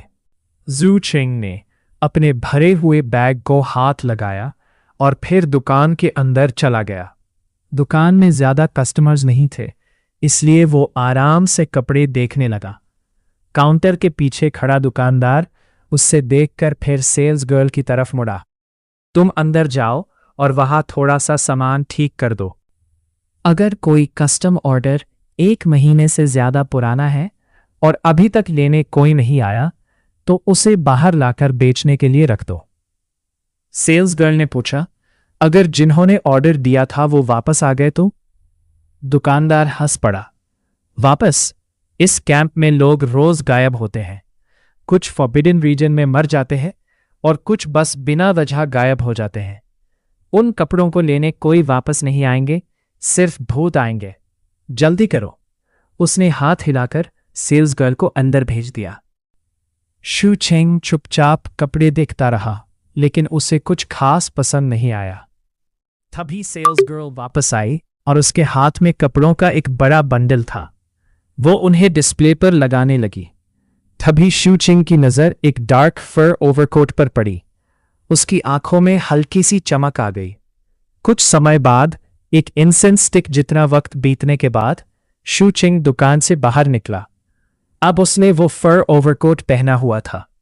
ये ज्यादा भारी नहीं था, लेकिन ठंड को रोकने में बहुत अच्छा था। कम से कम पहले वाली कोट के मुकाबले में अब वो काफी ज्यादा गर्म महसूस कर रहा था। बस एक दिक्कत थी, ये ओवरकोट उसके छोटे शरीर के लिए थोड़ा बड़ा था, इसलिए देखने में अजीब लग रहा था। लेकिन शू चिंग को कोई फर्क नहीं पड़ा। सच तो ये था कि वो अपने नए ओवरकोट से इतना खुश था कि सड़क पर चलते वक्त वो जानबूझकर कीचड़ से बच रहा था। उसका पहला ख्याल था कि वो फैट माउंटेन को ढूंढने जाए, लेकिन तभी उसकी नज़र कैंप के बाहरी हिस्से में हुई हलचल पर पड़ी। कई स्कैवेंजर्स उस तरफ जा रहे थे। शू किंग ने भी उधर देखा। उगते हुए सूरज की रोशनी में उसने देखा कि लगभग 1 दर्जन घोड़े वाली गाड़ियां शान से कैंप की तरफ आ रही थी। गाड़ियों के बाहर बैठे लोग देखने में सिर्फ ड्राइवर्स और गार्ड्स लग रहे थे, लेकिन उनके कपड़े बहुत शानदार थे। उनके चेहरे सेहतमंद थे, आंखें चमक रही थीं और सबके शरीर से जबरदस्त स्पिरिट पावर फ्लक्चुएशंस निकल रहे थे। गाड़ियों के अंदर कौन था ये पता नहीं चल रहा था, लेकिन शू किंग ने अंदाजा लगाया कि अंदर बैठे लोग जरूर कोई इंपॉर्टेंट लोग होंगे। शू किंग को याद था कि सार्जेंट थंडर ने बताया था कि ऐसे कैरावैन्स अक्सर बेस कैंप आते रहते हैं। आम तौर पर ये मर्चेंट्स होते थे जो 7 लीफ क्लोवर का व्यापार करते थे। इसी 7 लीफ क्लोवर का इस्तेमाल व्हाइट बोलसेस बनाने के लिए होता था। भीड़ में शू चिंग ने फैट माउंटेन को भी खड़ा देखा। फैट माउंटेन को देखते ही शू चिंग ने नए लोगों पर ध्यान देना छोड़ दिया और अपनी आंखें सिकोड़कर उस मोटे आदमी का पीछा करना शुरू कर दिया। गाड़ियों के आने से पूरा कैंप एक्टिव हो गया। पूरा एरिया एक मार्केट डे जैसा बन गया। इस वजह से शू चिंग को फैट माउंटेन को मारने का कोई मौका नहीं मिला। रात होने तक उसने बस देखा कि फैट माउंटेन अपनी कैबिन में वापस चला गया। अपनी स्लीव के अंदर डैगर छुपाए हुए शू किंग वहां से लौट गया। उसका मौका नहीं मिला था, लेकिन शू किंग एक पेशेंट इंसान था। वो अपनी कैबिन में वापस आया और नए ओवरकोट पहने हुए मेडिटेशन करने लगा।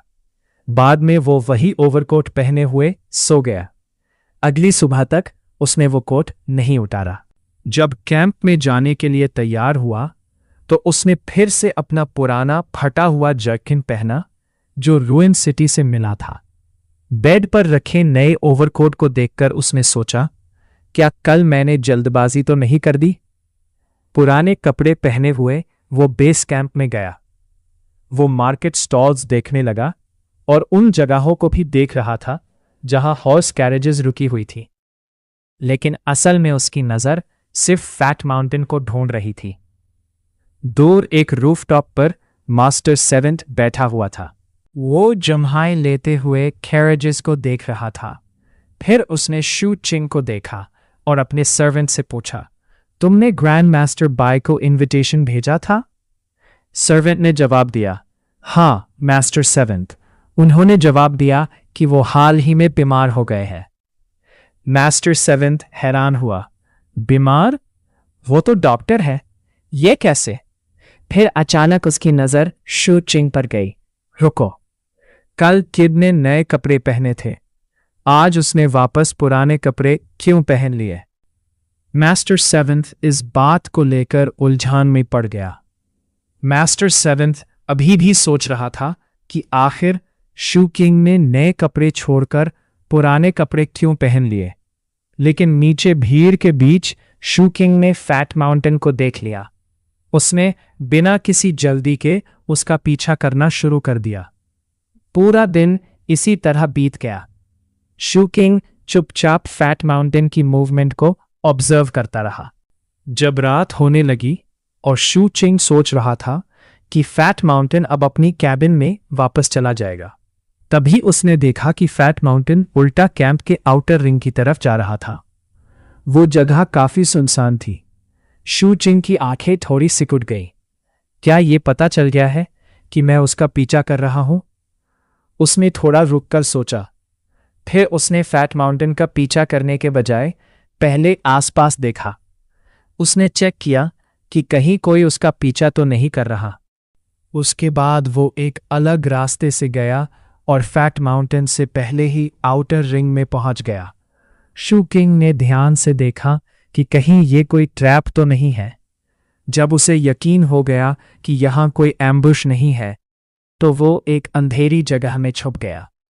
कुछ ही पल बाद फैट माउंटेन वहां पहुंच गया। वो अचानक रुक गया। फिर उसने अंधेरे की तरफ देखते हुए कहा, कल ही मुझे समझ आ गया था कि तुम मेरा पीछा कर रहे थे, बदमाश। ये जगह इतनी सुनसान है कि यहां लाश ठिकाने लगाना बहुत आसान है। अगर अभी सामने नहीं आए तो अगली बार मैं अपने दोस्तों के साथ आऊंगा। हो सकता है सार्जेंट थंडर तुम्हारी रक्षा करता हो, लेकिन स्क्वाड ब्लड शैडो के पास तुमसे निपटने के तरीके हैं। फैट माउंटेन की बात सुनकर शू चिंग को लगा कि अब छुपने का कोई मतलब नहीं है। वो धीरे धीरे अंधेरे से बाहर आया। फैट माउंटेन ने उसे देखा और मुस्कुराया। हॉर्स 4 किसी सीक्रेट जॉब के लिए नहीं गया था। तुमने उसे मारा है ना? लगता है मैंने तुम्हें कम समझा था। फट माउंटेन एक कदम शू चिंग की तरफ बढ़ा। उसके चेहरे पर एक खतरनाक मुस्कान थी। कोई बात नहीं, मुझे वैसे भी हॉर्स 4 पसंद नहीं था। अगर तुमने ईस नहीं मारा होता तो शायद मैं खुद ईस किसी दिन मार देता। इसलिए मुझे तुम्हारा शुक्रिया करना चाहिए। मुझे उसकी मौत से कोई फर्क नहीं पड़ता, लेकिन मुझे पता है कि उसके बाग में एक बहुत खास चीज थी और अब वो तुम्हारे पास है।